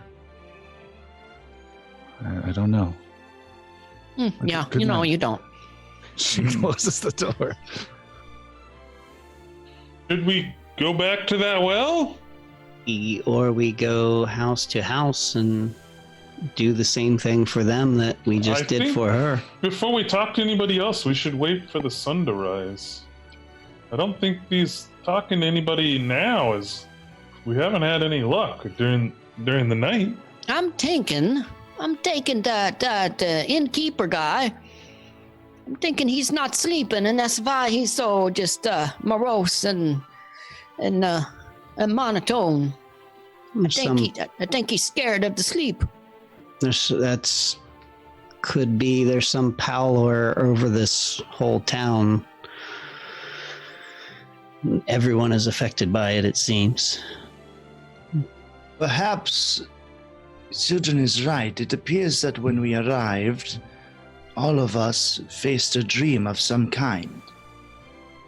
Yeah, mine was awesome. I had a huge ogre in front of me who was about to eat me. It took a big bite out of my arm, but then I burned him so much his head exploded. You were all able to defeat your demons in the night? Yeah, it was. No. Well, No. it depends on what you mean by defeat. I simply mean you woke again conscious. Oh, yeah. Perhaps these After people I died. Perhaps these people are suffering from the same dreams, but are unable to wake. Dream magic. If we can wake up and these people cannot. Something tells me it has something to do with the great evil. It doesn't really answer my question. This Scourgeonar, Oh, this character we fight, this dark power, it has some hold on this town. This is my only guess. You think Scourgeonar's here? Do you think one of the towers are here? There is a danger present. I do not Him know or what- another agent has affected this area. We can either speak to the people and try to do what we did for her, or search the town. Remember when you thought the well was poisoned? We never did check that out. Or perhaps it is just a nocturnal disease, and we should see how they act in the daylight. That's what I said a few minutes ago. Oh, Brilliant idea, Yaru. Turtle disease. Thank you, I appreciate it. They won't have anything affected in the daylight. Maybe it's just a nighttime thing. Yes. Yes. Ah!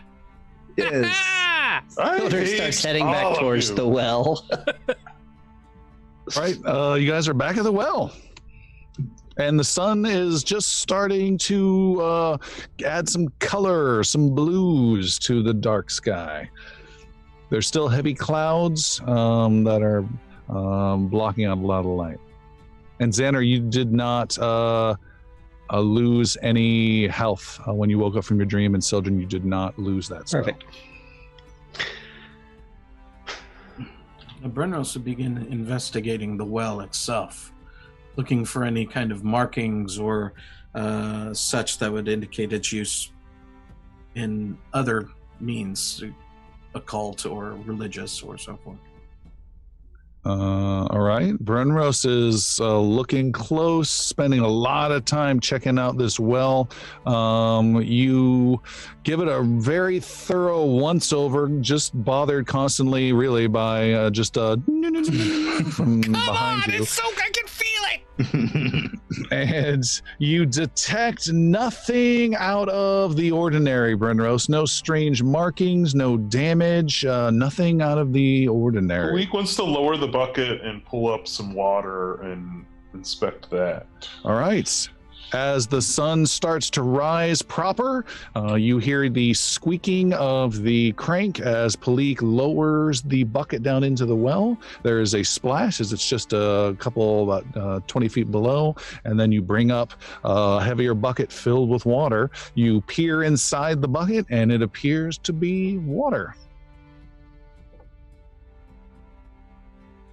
Sildren's making progressively wider circles around the town, from the well, and just making bigger, like basically perimeter circles, searching for any clues or signs of necromancy or anything like that. All right. Anything else you guys want to do? It's 7 o'clock in the morning. You can hear some rooster crow off in the distance. Is there any movement in the town that we can see? You can see there are 3 fireplaces with smoke rising from them as the town slowly starts to wake up. Percy sees the smoke and goes to the nearest building to investigate the woodpile at that Okay. building. You go over there and see that they have a bunch of wet logs on their wood pile that have been tossed aside, and there's an inner core of dry wood that they accessed and then recovered with a tarp. Aha. Okay. Also, he reaches and disgorges the shadow map From his mouth. Okay. and wants to take a gander at that and see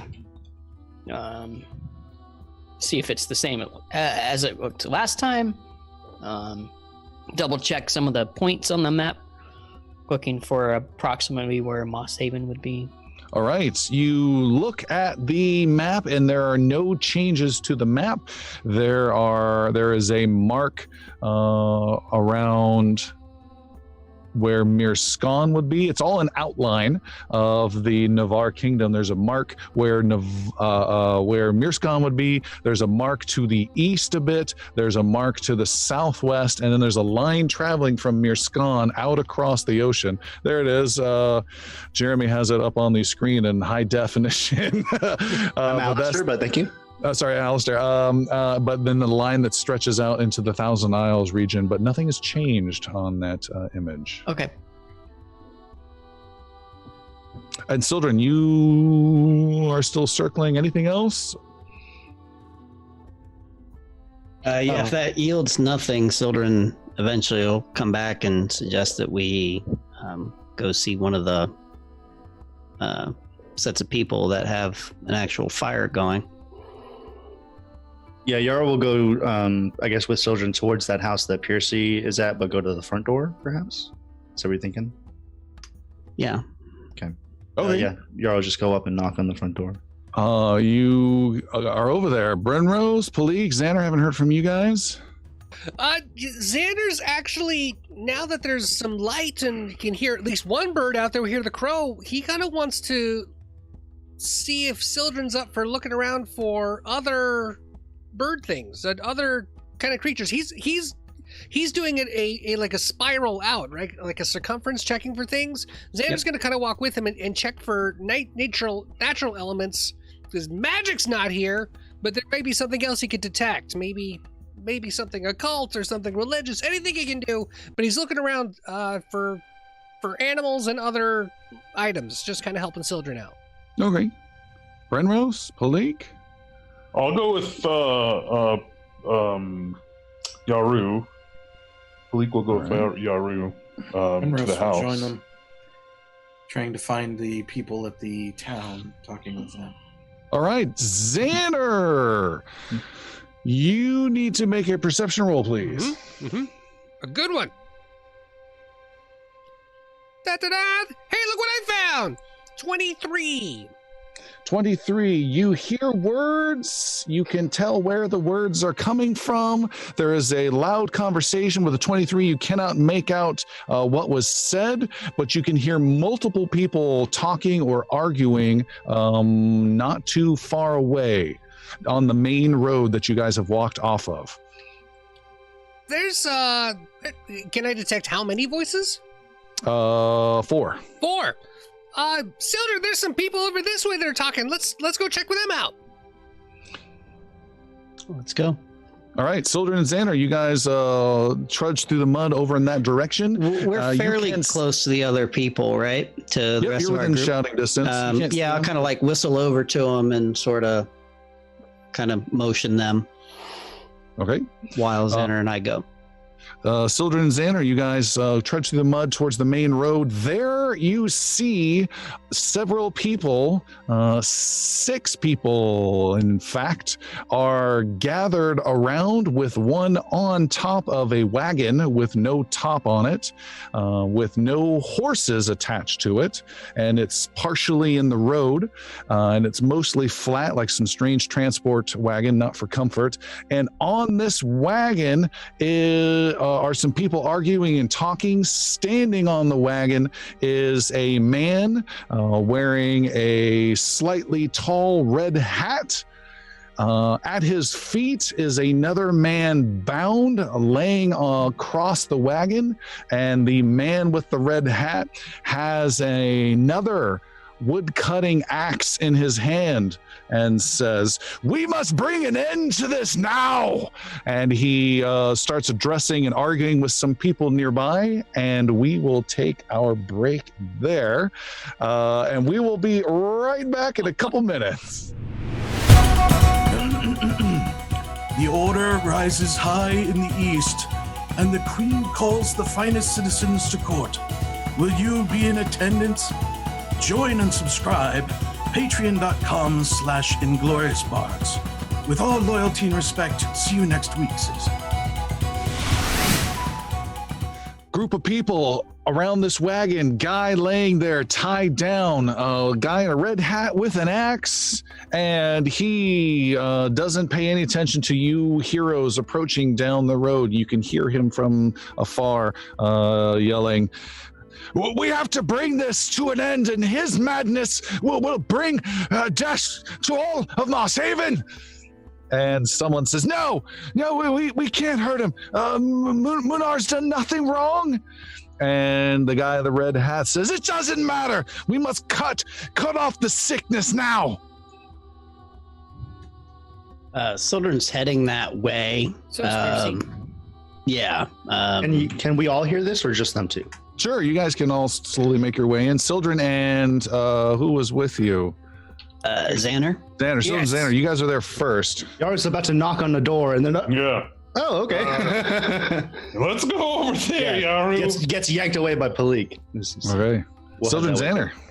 Yeah, Sildren's heading with alacrity towards towards the Who's that? disturbance there. Literary Bard's word of the day, guys. Alacrity. It's a noun. It means brisk and cheerful readiness, eagerness, willingness, enthusiasm, fervor. Be like Pee-wee's Playhouse. First, and let someone on the live stream suggest a word that we have to naturally get into the conversation. I love it. I need an animated chair with big eyes and all that stuff. I love how excited we are.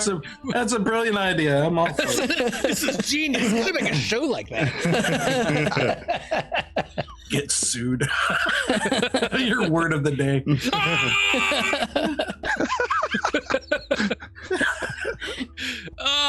Xander will call out, Wilkin, wait!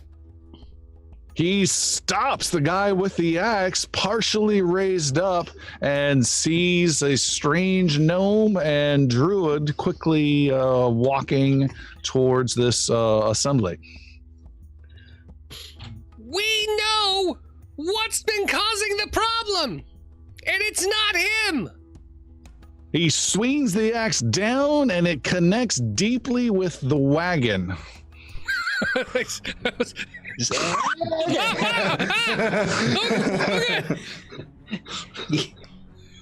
You almost got shot with a bunch of magic. so close to a lightning bolt. There's a curse in Mosshaven.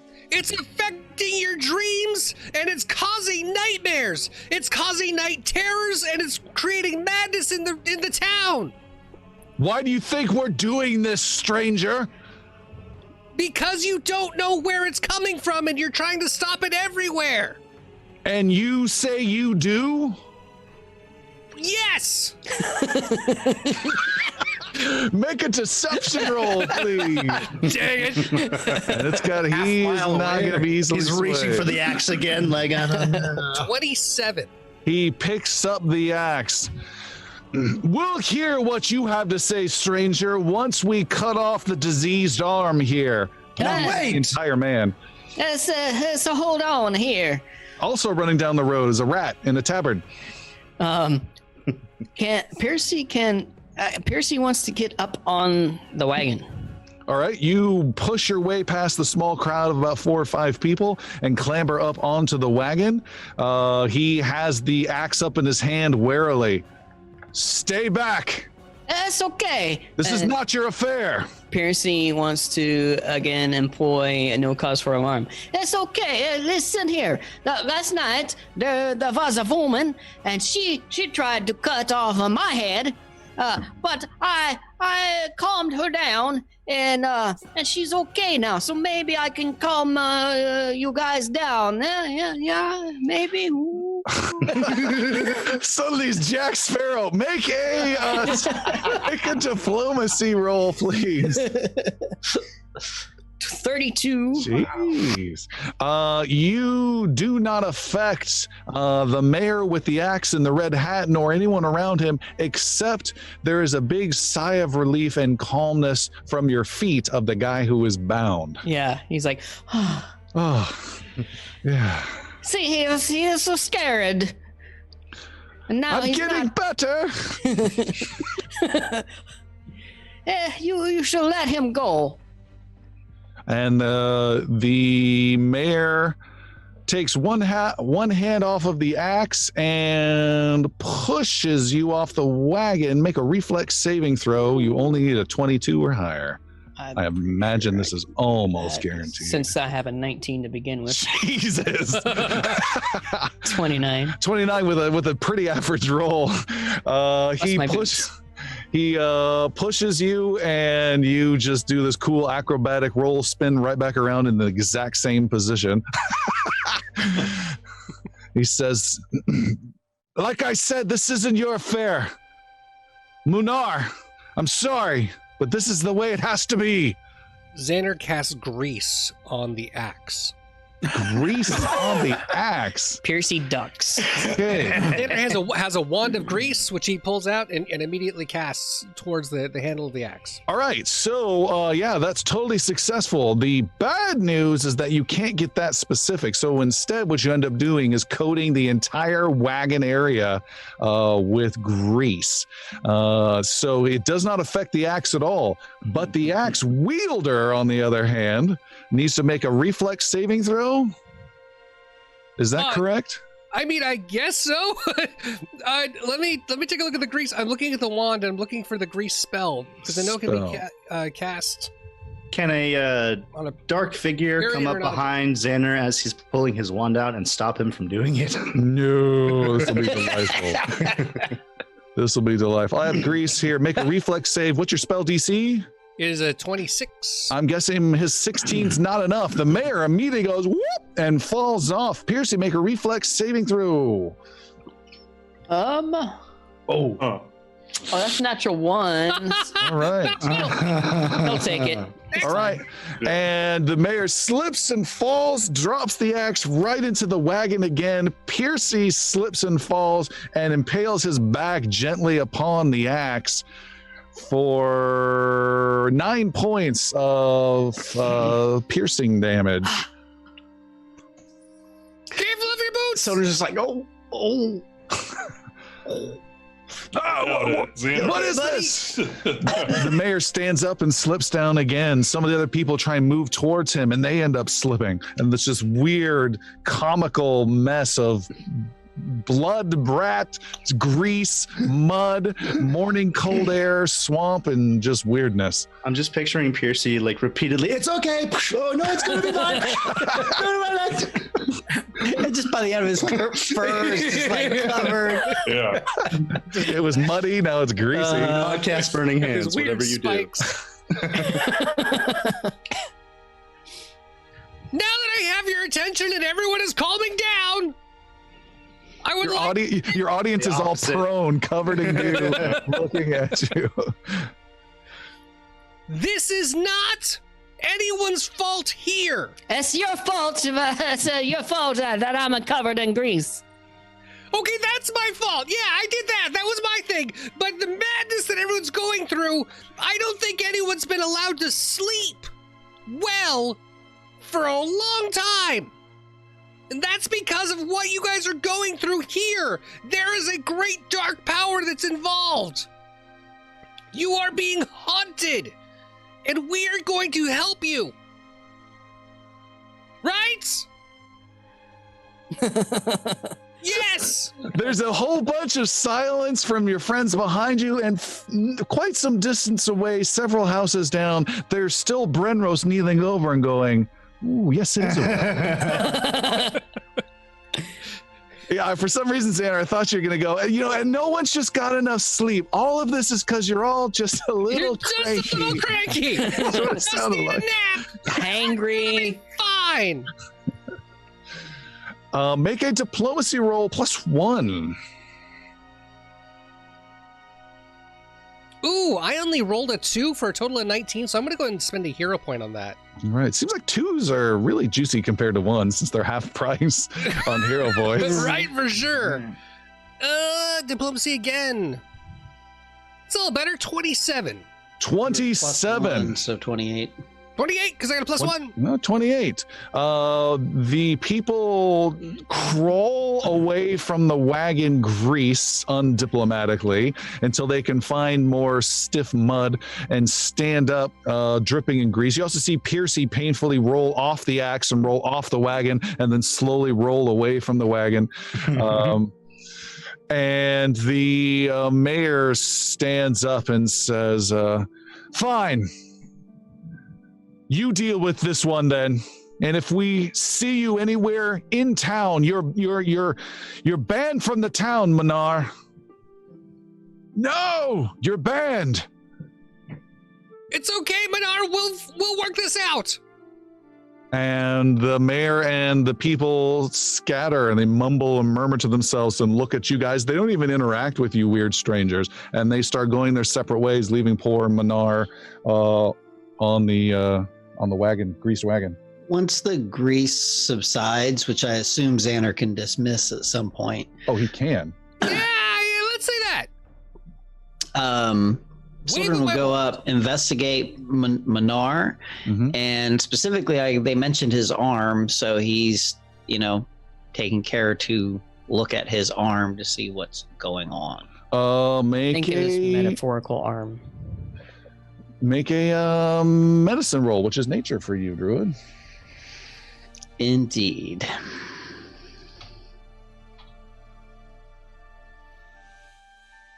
Uh, 36. You see nothing at all wrong with him, and you're absolutely confident of that. And he looks at you and says, would you mind untying me, kind sir? I do untie him. Oh, I thought you said I do mine. I do mine. Yeah. In fact, I do. Had a rough morning. No, I untie him. As I'm untying him, why did the people blame you for what is happening here? I shared it's a terrible dream I had last night, and people are very, very agitated. They're either agitated or they're not interested in anything, it seems. Why is your name Manar? What kind of parents would name their child after a garden fertilizer? No, it's Manire. Oh, okay. I'm changing that right now. Never mind. And how did this magic happen? I felt all moist. What? You're not the only one. Moist magic? I mean, No, I've got all sorts of types. It's helpful. He just sees the top of this gnome's head off the top of the wagon. He stands up and says, thank you for letting me go. Manar, we're searching for whatever has been causing trouble in this town. Have you noticed or seen anything out of the ordinary? Anybody come recently that seemed out of place? We don't get a lot of visitors in town, so we've had 2 visitors in the last month, aside from you all. And who were those visitors? I don't know who they are. They stayed at the inn, and I don't know. I didn't speak with them or see them much. I just heard people mentioning we had visitors. When did I these see. troubles begin?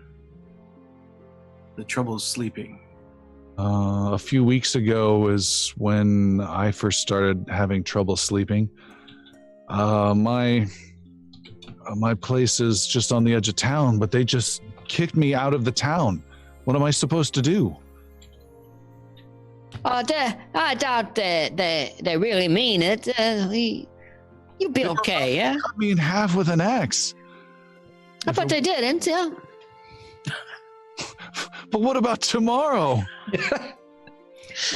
You no worry about tomorrow. The sun will come out. Hey, that's my line. Oh man, that's good. Manyar, what we're here to do is actually save the whole town. You're not the only one that's going through nightmares. They all are. That's why they're having their hard time with you. That's why they're trying to end the madness, because no one's getting any sleep. We're going to help find what that is and stop it. I imagine once everyone is rested and everyone feels better again, you would be welcomed back into your town just like you would welcome anybody else. I think you're a fool. Make a diplomacy roll, Xander, again. All right. 36. I think you're a fool, but I can't disagree with a master of magic like yourself. Well, it's the hat. I understand. Can I borrow that grease wand? No, you got it. It takes a lot of finesse. There's a little flick they got to do it. If you don't do the flick right, it's very tricky. It's all on the wrist. Maybe. It's just a snap, shake, and grease. Grease flare. Lots of skill for this one. You said we're at the edge of town, right? No, you're not. You're more in the middle of the town right now. He lives on the edge. Oh, okay. Excuse me. What's the first thing that you remember when you started missing sleep? Yeah. Being tired? The first thing I remember missing sleep, I remember a really bad dream. And then I started hearing other people around town complaining about bad dreams. Was it the same dream? At that moment. What's that, Yaru? Oh, Jar's walking up as he is talking about the dreams. It's not the same dream, but it was the strongest dream, the most disturbing dream, and then it didn't seem like it was disturbing. But I woke up with such a fright, my heart just pounding. I dreamt of the old mill and birds streaking at me. Where is the old mill, Manire? He grows quiet. Yaru just nudges Brenros on the shoulder. Dreams, I told you. Dreams have something to do. What is at the mill, Manire? I don't know. Where is the mill, Manire? Tell me where it is. Make a diplomacy roll, Siddle. The axe is still here, Manai. 18. I can't say. I can't. It's okay. You know what? It's okay. It's not a huge town. I'm sure someone else can show us directions if you don't remember. I'm sure it's been a long time since you've been there. You're not getting an extra diplomacy roll. I just want to... Xander, he didn't say he couldn't remember. He said he couldn't tell us. Yeah, that's about the same thing, right? No. I don't remember things, and I can't say what they are if I don't remember them. It's about the same. He probably doesn't know. Do you even work at the mill? Have you even seen the mill, Manire? You don't know, right? I think I should get out of the main part of town before they come back. Yeah, let's walk you out. That way we can make sure that you stay safe. Would you be okay with that? Is Manire feeling scared or fearful right now? He seems to be, and Brenros. No, that's true for an hour. Brenros, before I get back to that, is pointing Brenros, at the mill that's right there. Yeah. Brenros, you can see the gentleman named Gosser, the innkeeper, is staring out a window at the group, by the way, not too far across the street, just eerily staring at the group. Yeah, he appears to be fearful beyond the capability of your reassurance. You're almost near critical, I think, if critical. Is there a way to determine if this individual, Menire, came across and made eye contact with Geyer across the way? Make a perception roll. We'll do so. Perception.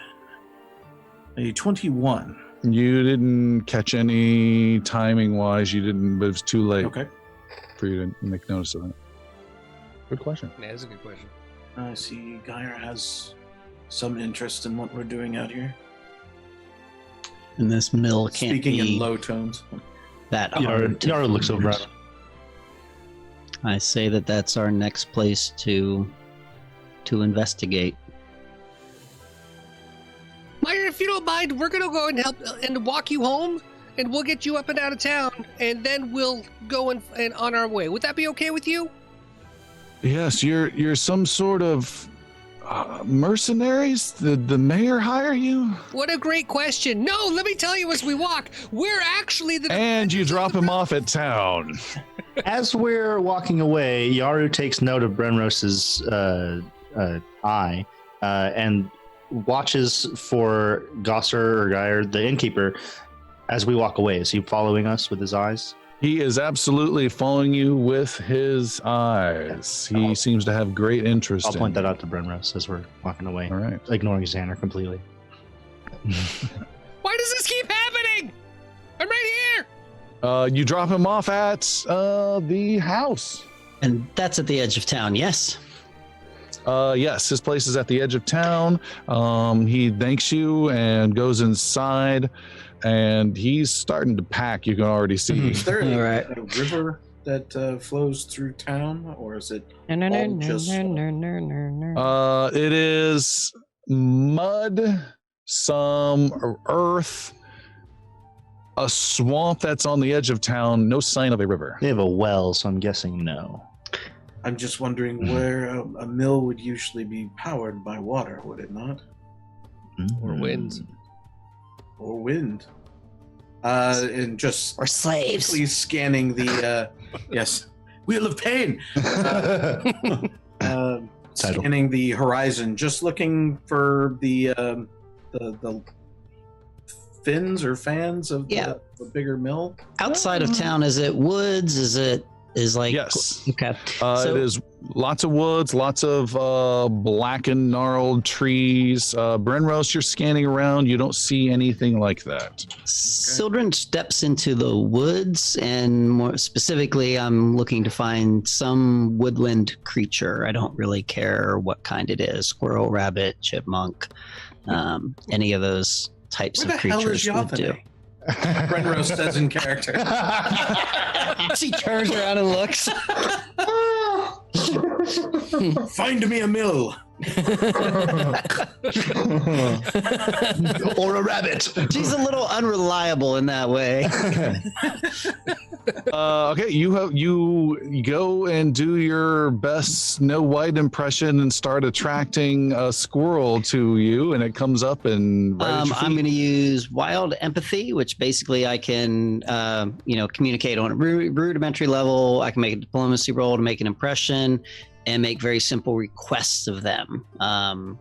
Basically, I am telling the squirrel that I'm here to get rid of the evil that has come and surrounded it, and that I need to know where the mill is, where the people cut the trees and whatnot. Okay.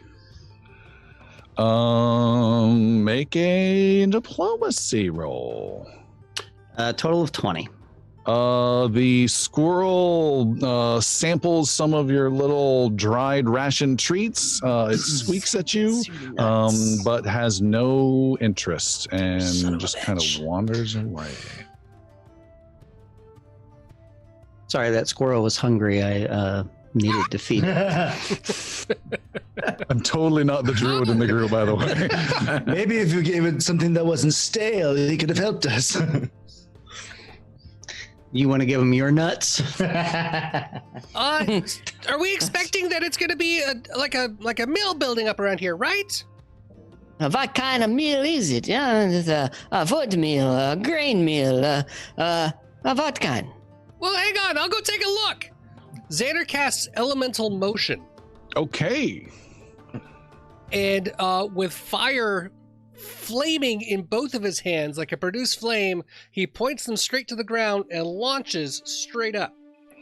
Xander, you launch straight up and are out flying into the air. How long does this last? I get it for a full minute. All right, you're just flying and hovering and looking and flying higher and higher, judging how long you have until you need to come back. Now, what happens when you run out of time? Are you just doomed? I mean, fall damage. Daru prepares a teleportation spell. Feather fall as well. Have that little heads-up display with the blinking. He's got a loss of signal protocol that he just comes back and hovers to where he was originally. Oh, have you solved the icing problem? Xander, as you're flying up there and looking around, you can see between the trees, deep, quite some distance, you see a structure hidden behind the trees, and that could be something interesting. Xander will circle back once he kind of points the location and knows where it is, and comes back to the group. All right, what do you say?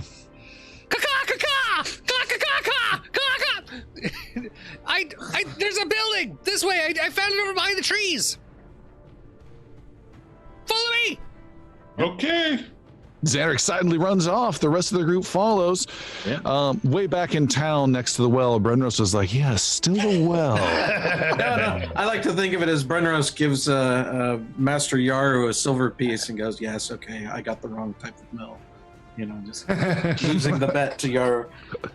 All right, Xander is trollopsing through the woods with the rest of the group in tow, and you guys make your way through some slightly mushy ground onto some dry ground, past all these hanging trees. Is there a trail you or had anything something? like in that direction, or we're just like tromping through the swampy forest?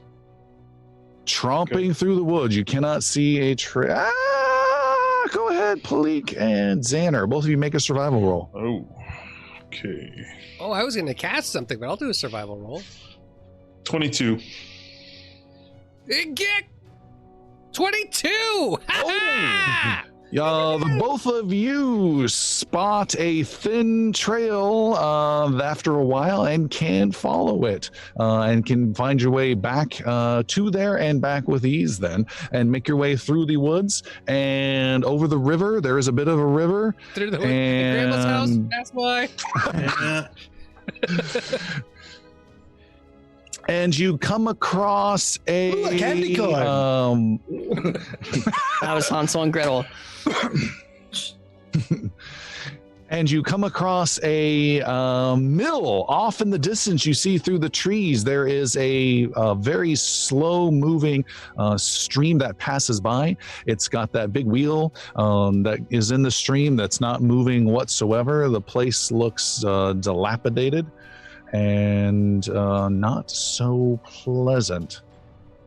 It's overgrown with the surrounding moss and whatnot. Yep. And Sildren has his bow drawn at this point. you see? I found a thing! That's certainly Congratulations, Xander. Whoop whoop! Sildren approaches. Okay. Xander detects magic! Still works. The wheel spins. Xander, you detect magic and you detect no magic as you approach the mill. I think it's probably safe. There is no magic here, and if there was, I would know. Is that what that Arrow means? out. I can detect magic. No magic equals safe. Only a magic of technology. Yeah. What? The magic of technology. Getting worse. And yet when he overdrinks and gets a little bit of buzz, it becomes perfectly clear. So you know, I was saying.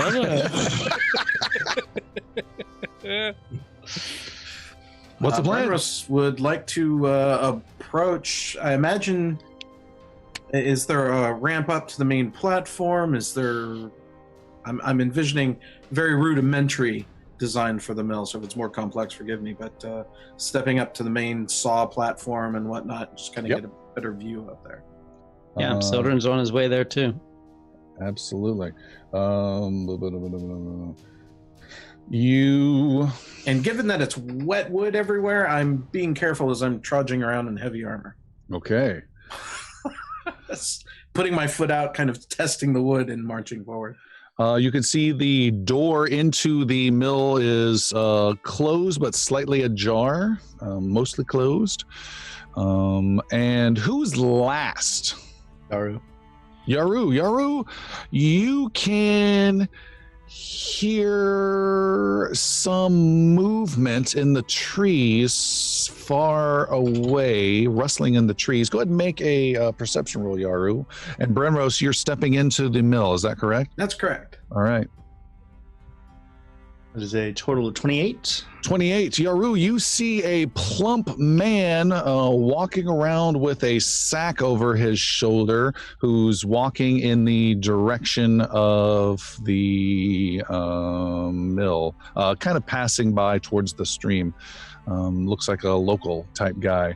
Brenros, you step inside. It is dark. It is saggy with the wood underneath your feet. You can see there's the mill grinding area, the big grinding area. You can see some old sacks on the ground, some half full, but no one you think has used this in quite some time. You look around and see several of these sacks have been piled into an area where there is a body lying there, and it appears to be a corpse. Brenros will go over and examine it. Again, testing the wood as we go. I don't want to add too much weight to the whole thing. And see roughly how he died, if he's still alive, if possible. You can tell he's not alive. This person has sawed off both of his own feet with the saw still in his hand or next to his hand, and has bled to death here in the mill. Is anyone in the room with me? Yeah, Who is? Yeah, Sildren is as well. This one seems to have succumbed to the madness that we witnessed. Taking his own feet, it appears. Just like the man at the inn. As Yaru enters the room, you said there's a bunch of sacks on the ground. Are they identical to the sacks that the guy was carrying outside? yes. Yaru will point that out and mention to the group, there was someone passing us outside. Do not know if he saw me. But the bag he was carrying is identical to those. What's in that bag? Yeah. So pull it back. What's in the fucking bag? There's nothing but some strange tobacco-y type plant that can barely grow in an environment like this. You can tell an overall vibe is their agricultural work has dramatically suffered with this expanding swamp, as they've mentioned several times. So it just smells a little bit off. It's some again, really poor tobacco thing. If you grind up, can be somewhat sellable. And this stuff hasn't been used in a while. Shall we find that man and question him? Perhaps so. And Yoro just go back and go ahead. He's walking towards the mill, right? Tom said he was walking kind of past it, almost, maybe to another entrance or something, perhaps. But Piercy, you look out the crack in the door, and you can see the guy's kind of just doing the same thing, and just with his hand to his head, looking at the mill, like, did I just see a couple people go in there? And the overall vibe, Brenros and Palik and Sildren, is that the body that's in here, this was a little camp type area. So you can see a bedroll that was laid out over the sacks that he's lying on, some rations, that kind of a thing, a fire that hasn't been lit in quite a while. And can we get about Yaru or Brenris, whoever it is, get a timeline of when he died, judging by the blood? Well, I'm not gifted in that. I could just tell he's dead. I did it earlier, For what so. reason? Brenrose steps away from the body, however. Yeah, I'll do the same thing I did to the other body. And examine the blood. All Or right, to the blood in the room, I should say. Sure, Make an make a NCIS roll. Satchel. Yeah. yeah. You break out your tricorder and make a medicine roll, please. Medicine. Starts with an M, everybody. It's a 23. It's not great. Somewhere between the last 1 to 3 weeks. Okay. Smelly. His body has been here for some time. Clearly within the time span of this sickness. And does this room, does it end at this room, or is there another chamber beyond, or? That's Okay. pretty much it. Just this guy, his little frugal belongings, and just this ramshackle garbage of sacks, odd-smelling, weird tobacco stuff. And Piercy, you can see the guy with the sack has put a hand on a fat-looking dagger on his belt defensively, and is slowly making his way through the woods towards the mill. Piercy puts a hand on his short sword defensively and keeps looking out the Alright. door. Okay. He is approaching. Anything else you guys want to do? Brenros is trying, looking for other ways out of this room, and seeing what else is around, exploring. Clearly not aware of what's going outside, but still browsing through. Okay. Palik kind of paying attention to both what Brenros is doing and the information given about the man outside, kind of draws her weapons and readies herself in case shit goes sideways. Okay. The guy approaches the mill. He gets about maybe 40 feet away from the door and says, "Who's in there? State who you are." Hey there, who there? It's just. I said, "State who you are." It's yes, us. Sildren will actually go ahead and step out from the mill, and I guess Xander wanted our diplomat and kind of shove Xander with us.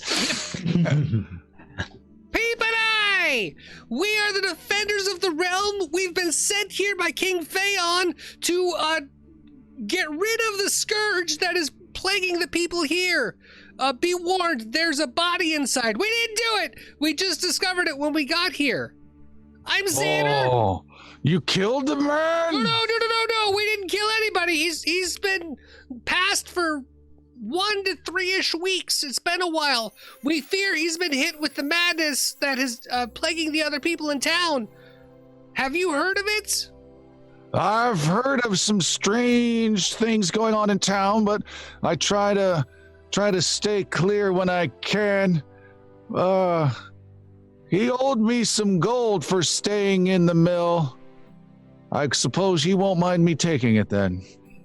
That's entirely likely. If you'll excuse me, and he still has his hand on what looks to be a spade, and walks past you guys, careful not to touch you. Oh, there's more of you. Oh, and this one's a cat. Oh, this guy's got armor. Are you a farmer, sir? Yes, I find mushrooms and special plants I might be able to sell to alchemists. What's in your sack? I've got mushrooms. Did you hear me, you stupid Sorry. You wanna yind up mushrooms? Yes. Okay. This one doesn't seem to be as addled as the others. Yeah, do you live in Mosshaven? I live out in the woods. They call me Big Till. Now, excuse me here, and he kneels down and starts rifling through the dead guy's little satchel, and you hear a little jingle of a little purse, and he pulls it out. Well, this should cover it. If you're gonna stay here, you gotta pay. We do not wish to stay. Only find. Well, this is very It's your unusual. mill? Yes. It doesn't Why- get much use these days. Why not? The crops don't grow like they used to, so I find new ways. How New long ways has to that make been money. happening for, that the swamp has been coming in? It's been a bad season, I'd say. And you said you're good friends with this one, this legless one. He's got no feet. Well, if he didn't say that. I You don't think know this man. you know him pretty well, and that means you should be the one burying him, because I sure ain't. Sildren just nods and will kind of start wrapping him and prepare him for burial. Graves are easy to dig out here, I tell you. Although sometimes they come How back long up. has your friend here been staying in your mill? He's been here about a month. Came in, needed a place to stay. Seemed a little weird. And I should say so if he got himself all murdered like. Did he go into Mosshaven much? No. He kept going up the river. I asked him what he was doing at the barn there, and he never gave me much reason. Told me to take his coin and keep to myself. Well, now I got the rest of his coin. There was then, a place huh? he was going to? Yeah, there's an old barn up the river. I caught him going back and forth there a couple times. I don't know That way? one though. I'm pointing towards where Sildren believes he's talking about. No, the other That one. way. Yeah. Okay. Whose barn is it? That was the old Davison barn, but they're not around anymore. They've been gone for years. Well, Tilt, Big Tilt, I have a question. Have you been sleeping okay recently? I've had some trouble sleeping. Why do you ask? I'm pretty hardy. I'm You look strong. it. I still get my work No, done. you're fantastic, but everyone else in town appears to be having really bad nightmares. Like everyone. And Uh-huh. we're concerned about where it might be coming from, which was what brought us here. One of the nightmares was about the mill. You hear about nightmares. Yes, we believe that the bad dreams and the nightmares are coming from someplace else. You're a weird one. I Aren't you? get that a lot. It's probably because of the hat. But I wanted to check with you. Have you been experiencing any of those, or have you been okay? I just said I've had some trouble sleeping. Are you an idiot like you're? Sorry. I'm sorry. You sound a little cranky there, sir. Yes, why don't you relax? Because I haven't been able to get some sleep. God damn. Sorry. I'm sorry. You Sildren's having out the looking- nightmares too? I've had some rough nights. Some rough nights. So It's okay. So- You can be a man and tell us that you had the nightmares. It's okay. I don't need to tell you nothing to show that I'm a man. It's not your fault.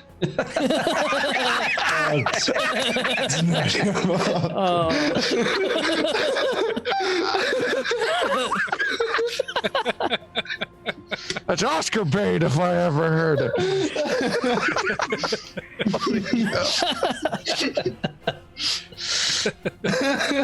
Meanwhile, while this has been going on, Sildren just walked around looking for a boat that the man has been going upriver in, hopefully assuming that it was a boat maybe that he was traveling in. You see Sildren, you see Sir Brenros also looking around, and you check with him, and you both look outside, and you see no boat near this mill at all. Come back. So that'll be a gold for you to stay here for a month, and that'll cover the lot of you. But I gotta tell you, if you end up getting murdered like this one, I'm not cleaning things up. We won't be staying, but how was that man getting upriver? I saw him walking through the woods, and I was like, Capella, what are you doing? And he's like, leave me alone, mind your own business. And I was like, well, why are you heading up there? And then he just ignored me, and I caught him a couple times about a month ago, but I haven't seen him much since then. His name was Kaplan? No, aren't you listening? I'm so sorry. Said his name was Capella. That's what he told me, at least. Well, we'll let you go now. I don't think we're going to be staying, so hopefully you can find a new tenant for your mill. I'll post it on Zillow. Yeah, Sildren does take the time to bury Capella and give him a little prayer on the way out, and Just hear a heavy splash in the water. yeah. Naval burial. I feel like we should investigate this barn that this man was traveling to. That seems to be the next breadcrumb on this path that we're being Seems to be Strung along. Didn't want to say it, did you? You tried so hard not to say it. Yara will agree. Yeah, let's go. Do you want me to fly up there and see if I can find the barn? Let's just head upriver for now. Let's take a little walk. And Sildren will start walking upriver. All right, you guys head up north. Big Till heads south with his sack of mushrooms and watches you guys warily. And you guys head up north. You go for about an hour-long hike following the river, and you can see not too far away through the brambled trees, you can make out in the distance the shape of a faded yellow painted barn up ahead. Who is your scout who leads the way? Is that Brenrose? Sildren, I think, out in the woods would probably be a good candidate. All right, Sildren, make a perception roll. 28. 28. You see upon this barn is a strange shape perched upon the top of it. And as you peer closely, you can see there are several crows that are squawking madly, and then they get quiet. You're not sure what agitated them. Gross. Gross. And I don't know if you know this or not, but ravens and crows do not get along. Crows. Thank you for that, Sildren. What a great exposition. The more you know. This is literally education with children today. There's still birds. Go talk to them. The man that died in the town mentioned to avoid the crows. They be a result of his madness? Could be, or the source of it, and some conclusion drawn by him in his addled mind to avoid the crows. Given all things, I would suggest extreme caution. And Brenros will draw his sword and shield. All right. Yeah, Sildren's bow is out, and he sends Yathane up, but not near the crows just yet, as we approach. All right. Yathane comes screaming back with super speed and circles around you, Sildren, and lands on your shoulder, pulling at your collar. And you can see on top of the barn, impossibly withholding the weight upon it, there are no crows there, and you can see a red dragon perched upon this barn and looking around slowly to the side and to the other side. We're gonna need a bigger party. Okay. Did you say red dragon on top of the yellow barn? It's a Mushu, don't worry about it. Red dragon, yes. Like a full-size dragon? Bit large. large-ish. Foe is beyond any of you.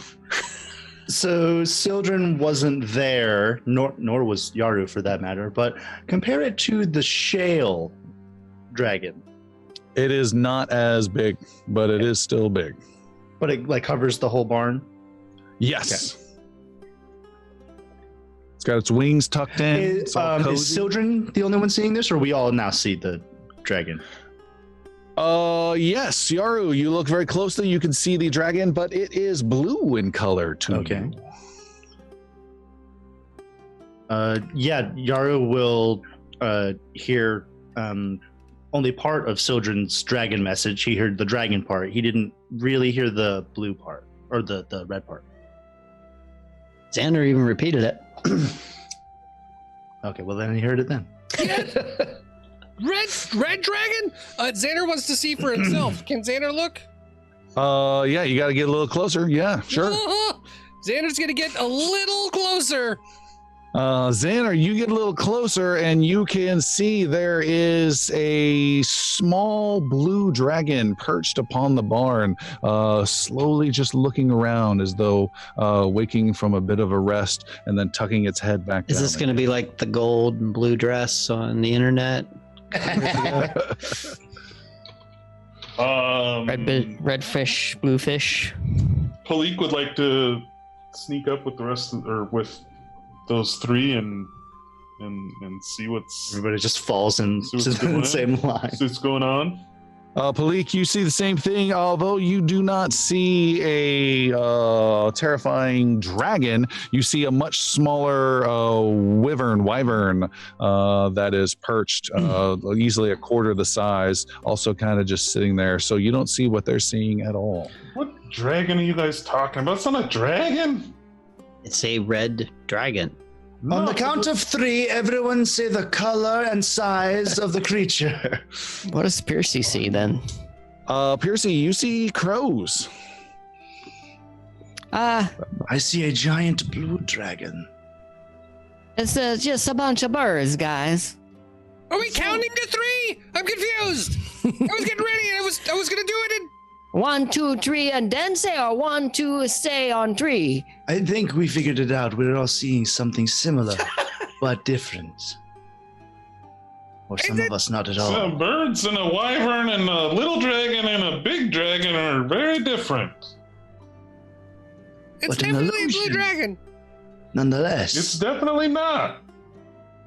Pull your head out, Zaner. What is Brenrose seeing? Crows? Brenrose, you see crows.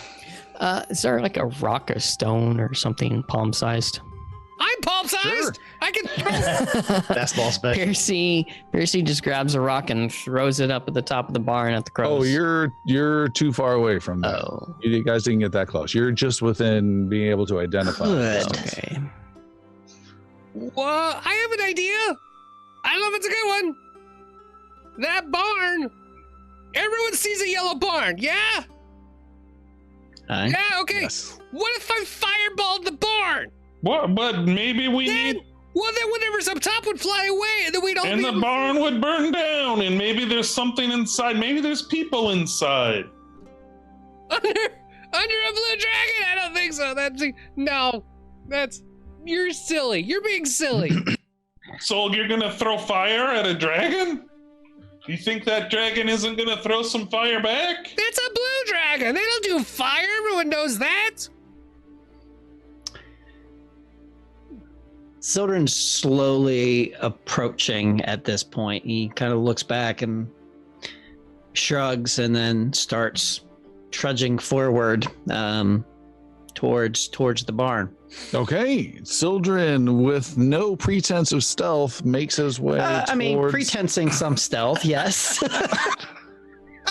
Okay, so you're doing moderate stealth? Yeah. It's a pre-pretense. Yeah, definitely stealthing my way up there. Okay, go ahead and make a stealth roll, please. 29. 29, you move as quietly as you can from tree to tree, taking the lead. The dragon stirs slightly. It's very nerve-wracking as you approach. You feel this sense of dread as you approach the barn, but you keep closing in and it has not spotted you. And you are very close to the barn. The dragon, the barn creaking underneath the dragon's shifting movement as it nestles back down in, but you feel again this tremendous fear. Make a willpower roll, Sildren. But to go behind him. With a 2, it's a total of 17. All right. With a 17, you feel this great weight upon you and this great pulling sensation of, boy, this is not good. This dragon's going to eat me. What the hell am I doing here? You have gained the Drained 2 condition. Not my night for things like that. So you have lost 2 times your level in maximum and current hit points. So that is 16 hit points off of your maximum and current health. Ouch. Those cannot be healed back. Once you complete a long rest, you can lose 1 drained level. Okay, repeat that for me. No. You're drained 2. You lose 16 maximum hit points because of that. Okay. And a long rest only gets rid of 1. Yeah. Right. And you guys see Sildren getting closer and closer. And Sildren, you can make your last dash to the barn. How far away am I at this point? If I may, Brenros is moving in behind Sildren. Yeah, this is Blake Yaru. is going to stealth her way in too. Okay. Not using Sildren's path, but like going out a little bit wider and kind of. All right, Brenro, stealth. Police, Brenros stealth. is coming up to Sildren specifically. And stealth is required. I have never rolled stealth. Holy. That's gonna be fine then. Yeah. You've never rolled stealth, all I've right. never rolled stealth. I'm gonna spend a hero point on that 2 that I rolled. Yeah. Palik rolled a 5. She's gonna burn her halfling luck for today. Right. Ah, Jesus Christ. What was mine? 22 now. 22. Total of 20. All right. You two, Palik and Sir Brenros, as you guys approach, buttering back and you forth. both, Yeah. yeah, you both make a little too much noise in the crunching twigs and such in the forest floor, and the dragon stirs. It rears up, and I'm sorry, not the dragon, the wyvern, Palik, next to you, screeches and starts flapping its wings, and you feel this sense of dread, and you should not be here. You need to make a willpower saving throw -2, please. Oh, awesome. Oh my god! I rolled a 3. I think I'm going to use a hero point. Good call. Because I don't feel confident in that. Does my aura assist in any way during this? What is your aura? It is the aura of courage. Describe it. You stand strong in the face of danger. When you become frightened, reduce value by 1 at the end of your turn. When you reduce frightened condition by 1, you also reduce that value for allies within 15 feet. This is not a frightened condition. This is an emotion effect dealing with fear, but it doesn't give you the frightened condition. So it's kind of similar, but then it changes right at the end. Instead of frightened, it gives you drained. Gotcha. So if you have anything that deals with fear along those lines, but not frightened. Palik, what did you end up with? Willpower is 29. 29 with a -2 is a success. You still gain drained, but you are drained 1 only. Okay. So you lose 8 hit points off your maximum as you close in on this. Brenros, you look up and you see the same red dragon has come out of nowhere that was not there before. You also need to make a willpower saving throw -2. Willpower -2 is a 26. 26. You've gained the drained 2 condition. Hit points -16. Sildren, one more time. What were you doing? You were getting into the barn? Yes. All right. So Sildren races into the barn. Brenros, you catch right up to him. And Palik, you are able to make it to the side of the barn as this wyvern is screeching at you, but it doesn't seem to take action against you. And you can see there's some strange 2 trees that are entwined and twisted just away from the barn. There's an old well that's attached not too far away. There's a side door here to the barn, and you just saw your 2 friends go running inside. And we still need to know what Piercy, Yaru, and Xander are doing. Is Piercy close enough to throw a rock yet? You have to make a stealth roll to get close. Okay. Then stealth roll. Here we come.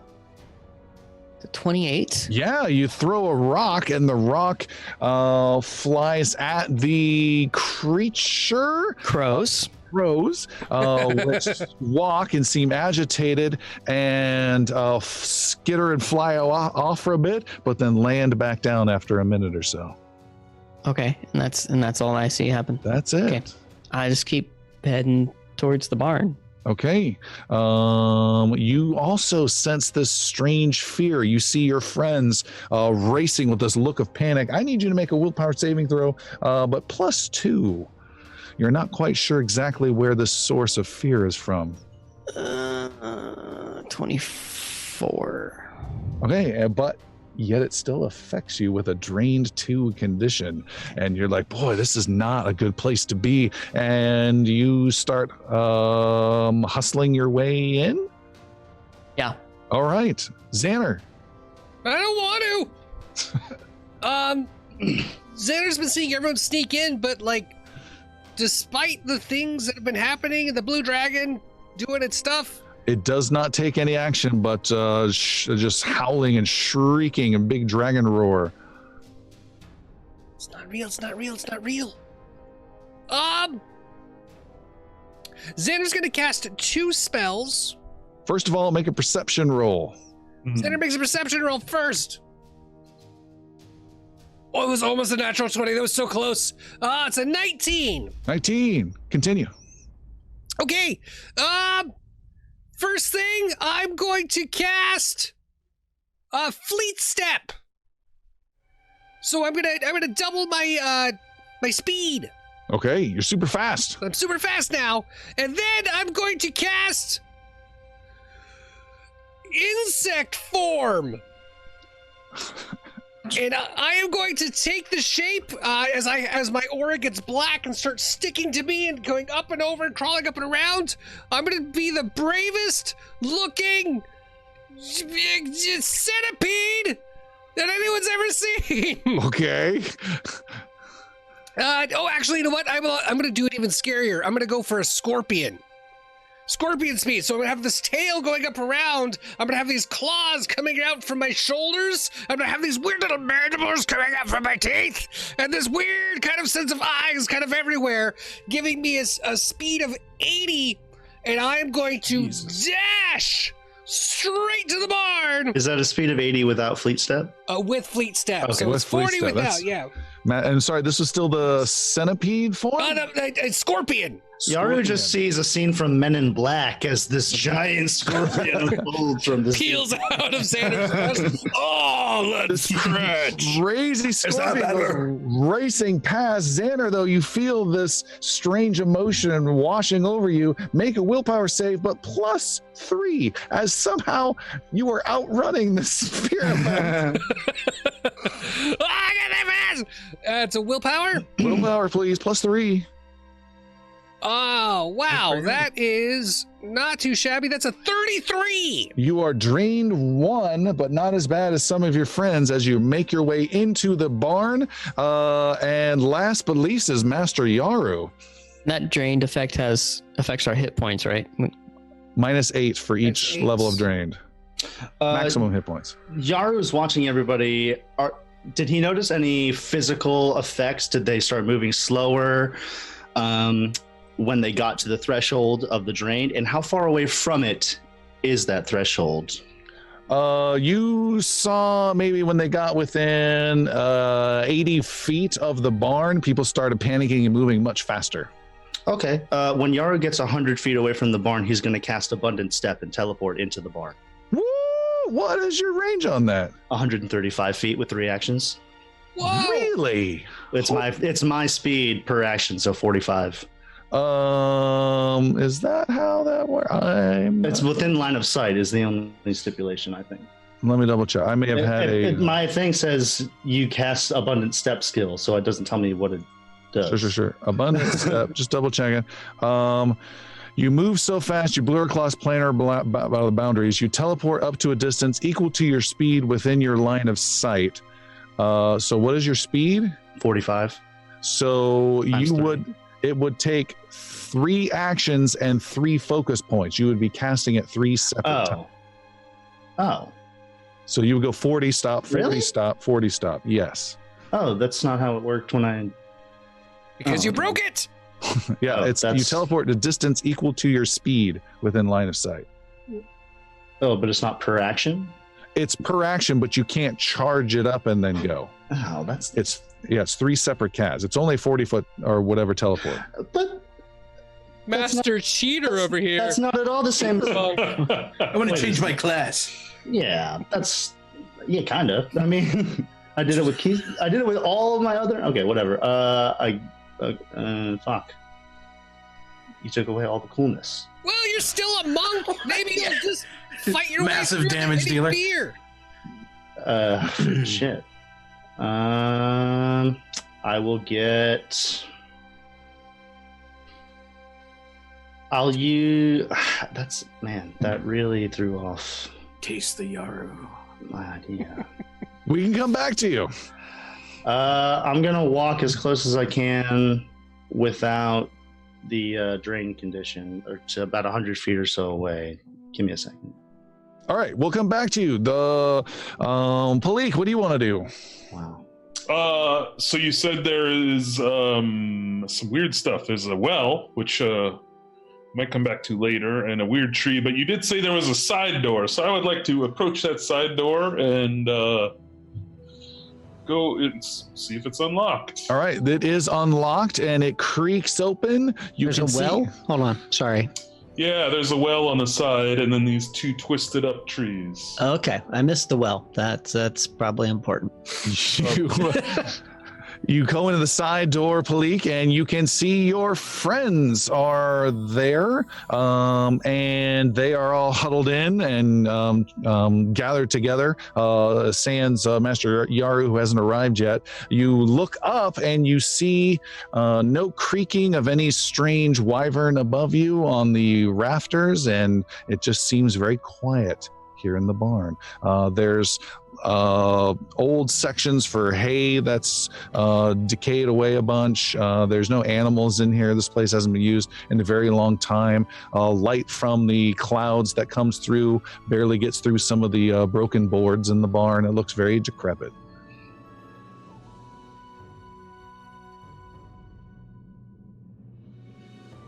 What would any of you like to do? Scorpion burst through the door. Can Wow. Piercy sense any sort of creatures around using like his long snouts abilities, or seek? Piercy, you do not detect any creatures of any kind. The last creatures you saw were some crows, Okay. Xander, but you don't hear them. did you detect magic? I'm gonna try. Sorry, I'm gonna try. So Is that Scorpion Xander?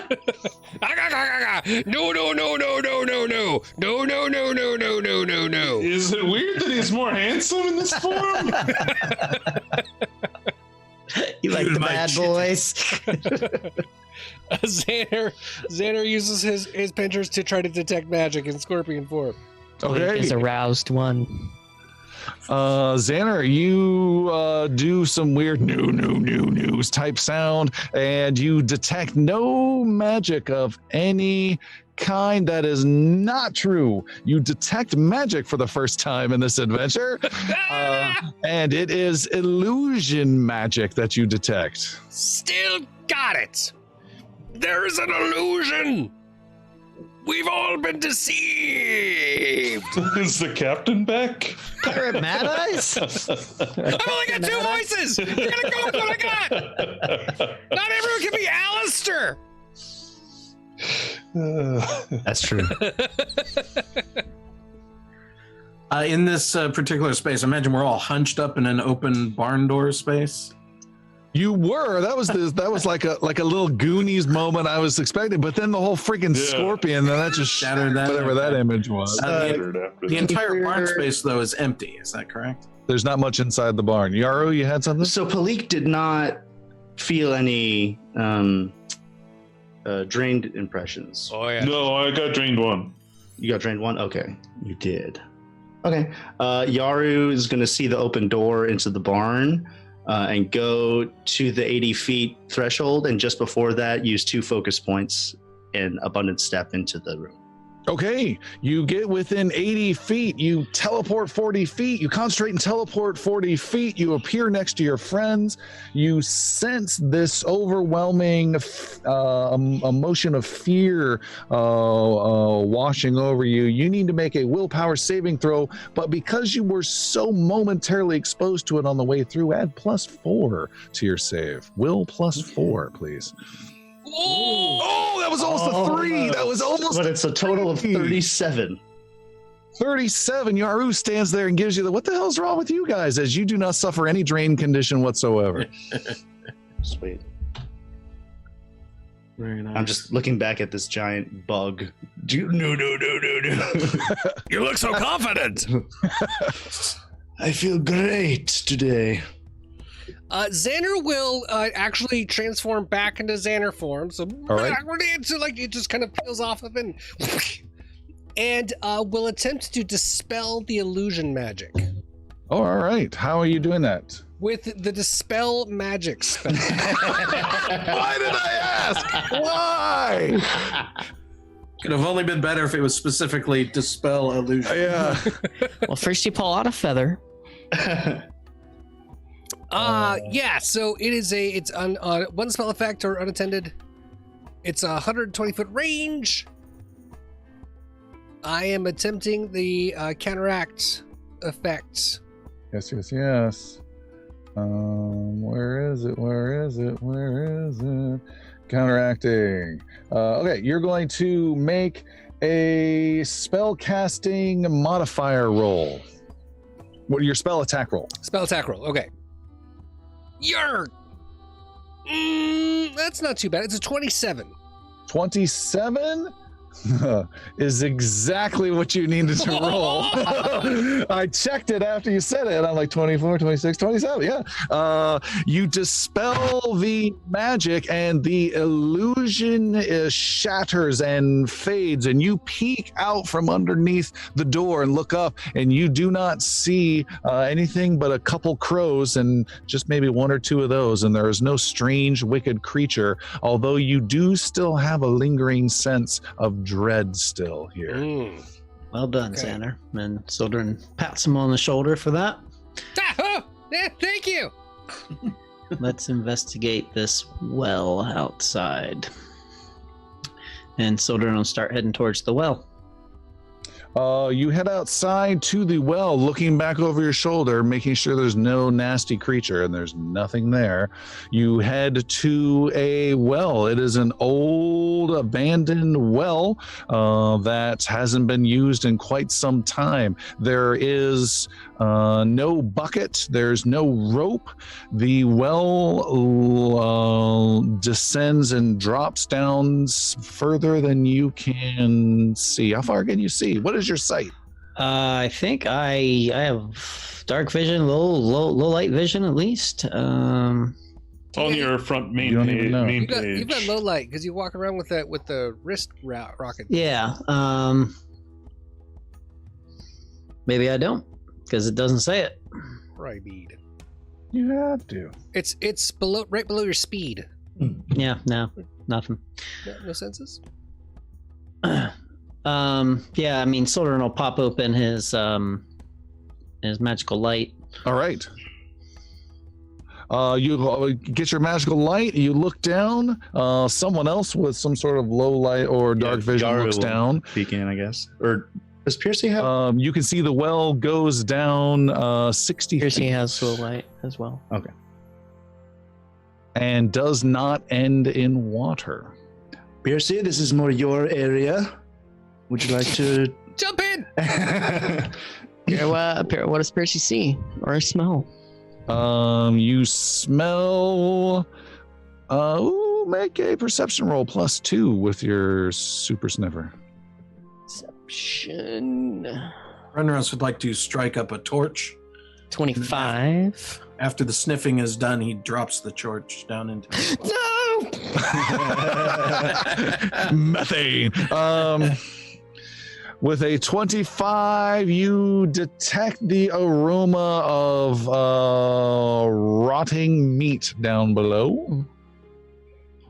And you see a torch flash by and go down and clatter on a rough natural ground below. And Brenros, you can see that there is a small opening down below. It's a dry and stinky down there. But I do see an opening.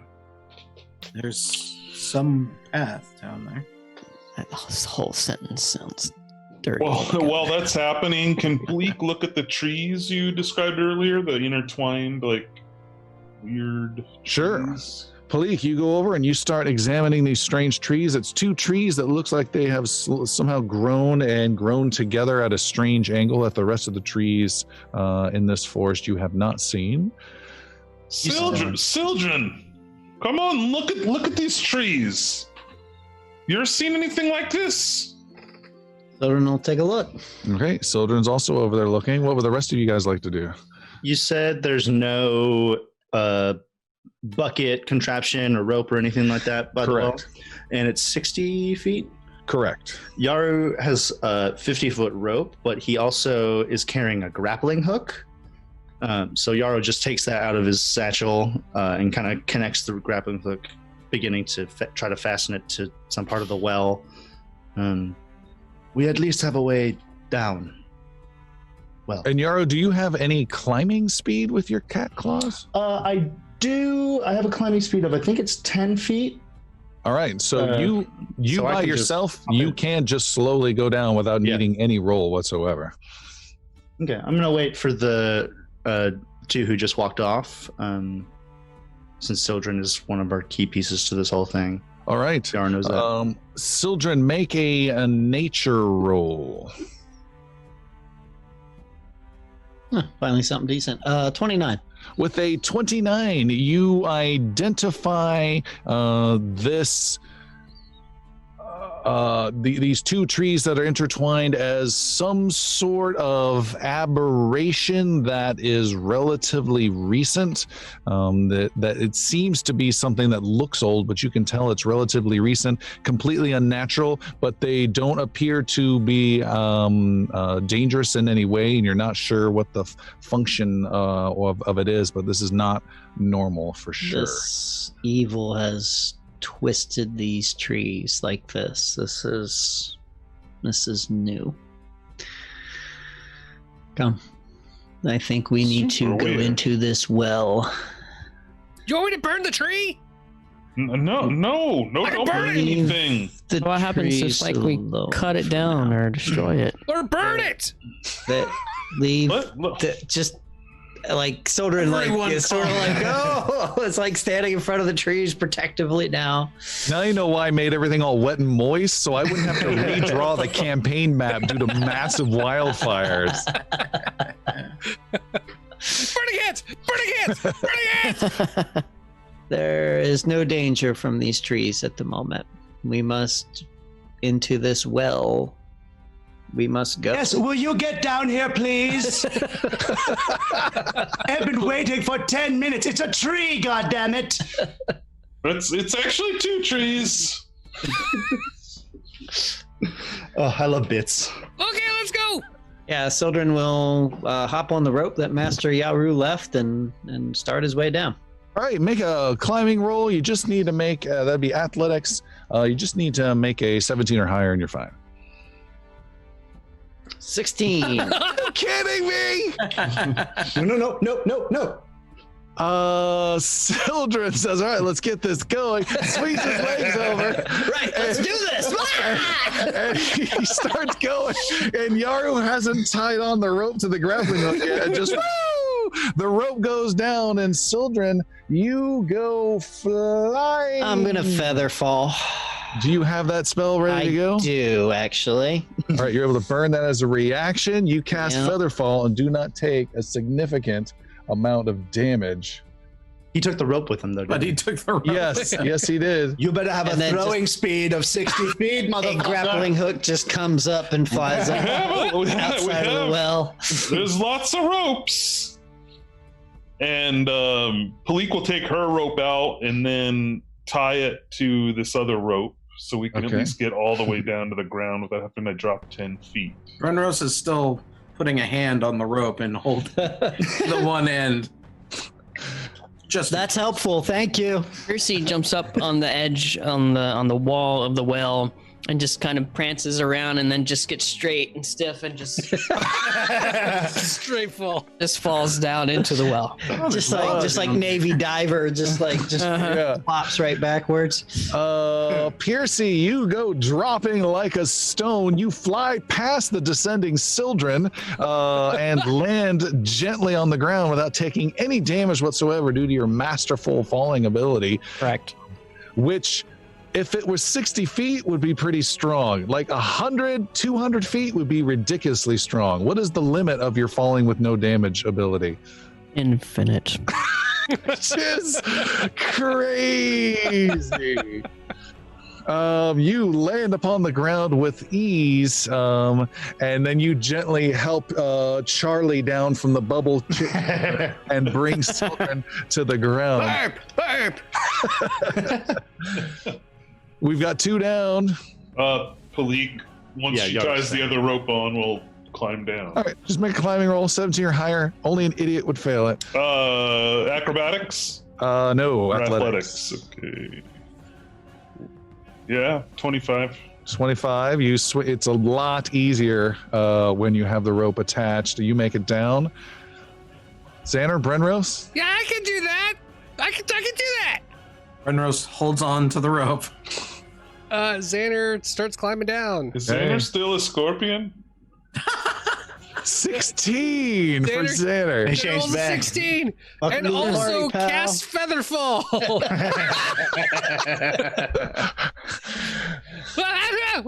Brenros looks over the edge and says, I don't have Featherfall. Wait till I get to the bottom. This is a one-shot deal. Xander falls and falls and falls and falls and then slows himself down with Featherfall. And Piercy, you gently guide him down to the bottom as well. Sir Brenros, you swing over a heavy boot in your heavy armor and you grab onto the very, very thin line, almost like a thread, really. All of a sudden, it's become very tattered, too. The illusion is starting to leak into the rope. It starts to unravel slowly as you go down, and you're making a athletics roll. Should be super easy for you. I'm making sure the path is clear down. It's mostly clear. Go ahead and make the roll. It's only a 6 foot wide well. Don't worry about it. Here we go. Trust falls. Yeah. 18. With an 18, you hear some like a really inappropriate cursing from Brenros you've never heard before. But then you catch yourself halfway down. You take 1 point of burning damage on your hands somehow through your gauntlets. And you make your way down to the bottom where you see the group has found this side passage, this natural side passage about 11 feet tall, a little narrow, and some of them have started to head in that direction. And then we still have Yaru up at the top.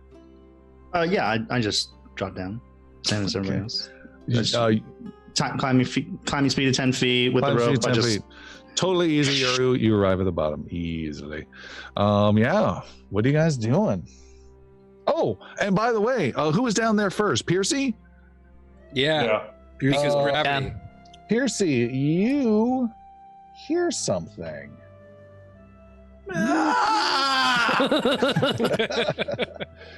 You hear something. You hear a woman screeching down that corridor.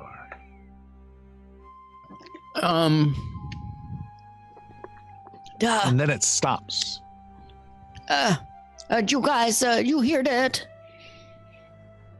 You hear that woman? She is screaming.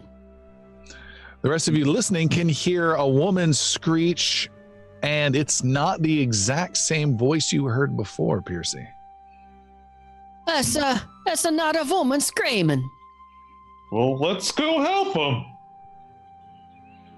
We stand around here like idiots watching these two jackasses fall. Piercy pulls out his short sword and I didn't begins fall.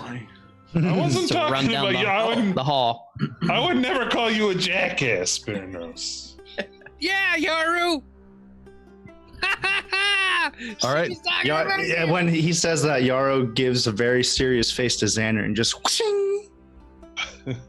Let's go. Let's go. Piercy, you said you were taking the lead with your short sword? Uh-huh.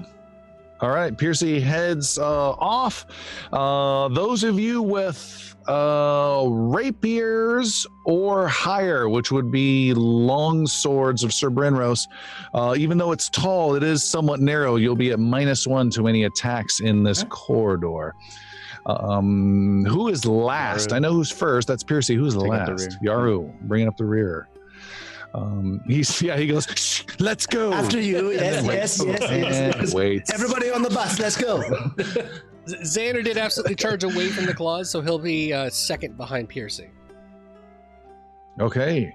Xander, as you are second, you see Piercy start to just give a whoa type of vibe, and you sense it too as this rock-hewn path that's relatively straight becomes fleshy, becomes thick, like you're in a tube, like you're within a thick, giant artery.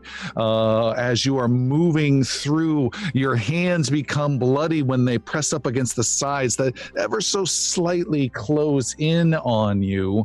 And then the rest of you in the line, as you get closer, can also experience this. There's screeching again from two women up ahead, and Yaru, you can hear a rushing sound from behind, and you look and can see a terrible shining amount of blood rushing down the corridor behind you from the well that was completely dry.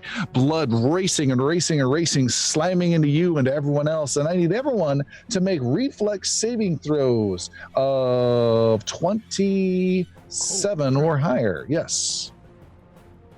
33. Oh, 35. Xander fails. Xander fails. Brenros fails. Leaf does not drinks the blood. fail, and Piercy, her reflex saves are critical successes. All right, and you were not number 2. You cannot help Piercy. Piercy, you rolled a natural Piercy's 1. yeah, it I looked like. did. So I'm using. Oh, okay. I'll use Take one one of Yaru's. hero point and one from Yaru. Reroll that reflex save. 27. That is what you needed. All right, so who failed then? Brenros and Xander? Correct. All right, both of you guys take only 5 points of bludgeoning damage as you are smashed up against this sinewy-like wall, and you take 5 points of bludgeoning damage, but you are covered in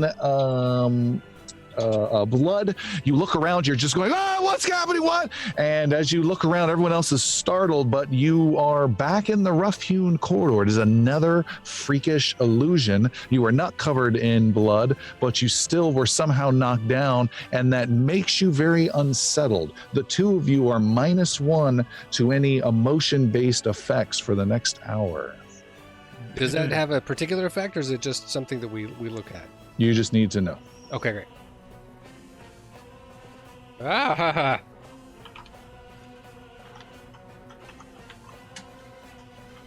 So Renros and Xander are actually back in the well, like the beginning of the well or the beginning of the tunnel. Came from there and knocked them forward a bit and knocked them down painfully. So we kind of found a small little alcove or something like that. Yep, sure. Yeah. But now you're back in this rough rock-hewn corridor. You continue along as those two are like looking nervously behind them. You walk forward and you can see another naturalish small cavern up ahead. And let's me describe it. It's got it's maybe, I don't know, 30, maybe about 120, 150 feet long, some weird offshoot cavern type thing. Again, no sense of any water that would be down here. It's hard to see except for the light from the Aeon watch that Sildren, I assume, still has going. You can see shapes moving. You see on the far side of this chamber a creature maybe none of you have ever seen before. Everyone, who's in the first three? Piercy, Xander, and who wants to be third? Sildren, you three, make occult rolls, please. Oh, this is nice. Natural 20. Xander rolled a 2 for a total of 14. He's not going to burn a hero point. All right. There's no reason. Piercy, you have heard of this type of creature before, and it all starts to come together. What you see across from you is a Nihilith. It is a beast that is a large size-ish looking, like almost like a sloth with those long arms, that kind of longish, weird, not longish face, but the longest neck, the weird creepiness that a sloth has, but hairless and with gray skin that almost glistens, almost moist, and with really long teeth and long claws. And these creatures are known to devour people, hunt people, and they are able to have communication. May not be their strong suit, but they lure and people hear and do terrible things to them in their sleep. I see a Nihilith. That's a scary dream monster. That's all I know about it. This one. That's what's doing it! And then there is a terrible shriek as you see not one but two strange, freaked out local people, two women, but they look deformed. Their hair is hanging stringy. They look very pale, and they shriek terrible, loud voices that echo down your corridor and are painful to your ears. And they both come running crazy fast at you. Let me show you what we have in the form of a battle map. Dun, dun, dun. Should be seeing it now. Yep. Let me switch to battle mode. Ooh. Wow. All right. And Tom, before we get this started, you never gave me the drained condition, so you might want to do that if we're gonna. You can add it to You can yourself. do yourself, yourself. Oh. You never And told me. these two shrieking creatures come charging at you. The Nihilus is on the far side of the chamber. It looks disturbed that you've come into its new lair. And as these scenes come screeching in, we will actually stop there for tonight. So, thank you everyone for tuning in. This has been a blast. We will see you next episode and see what the heck happens here. I guarantee you there's gonna be some will saving throws coming. We will see you all next time.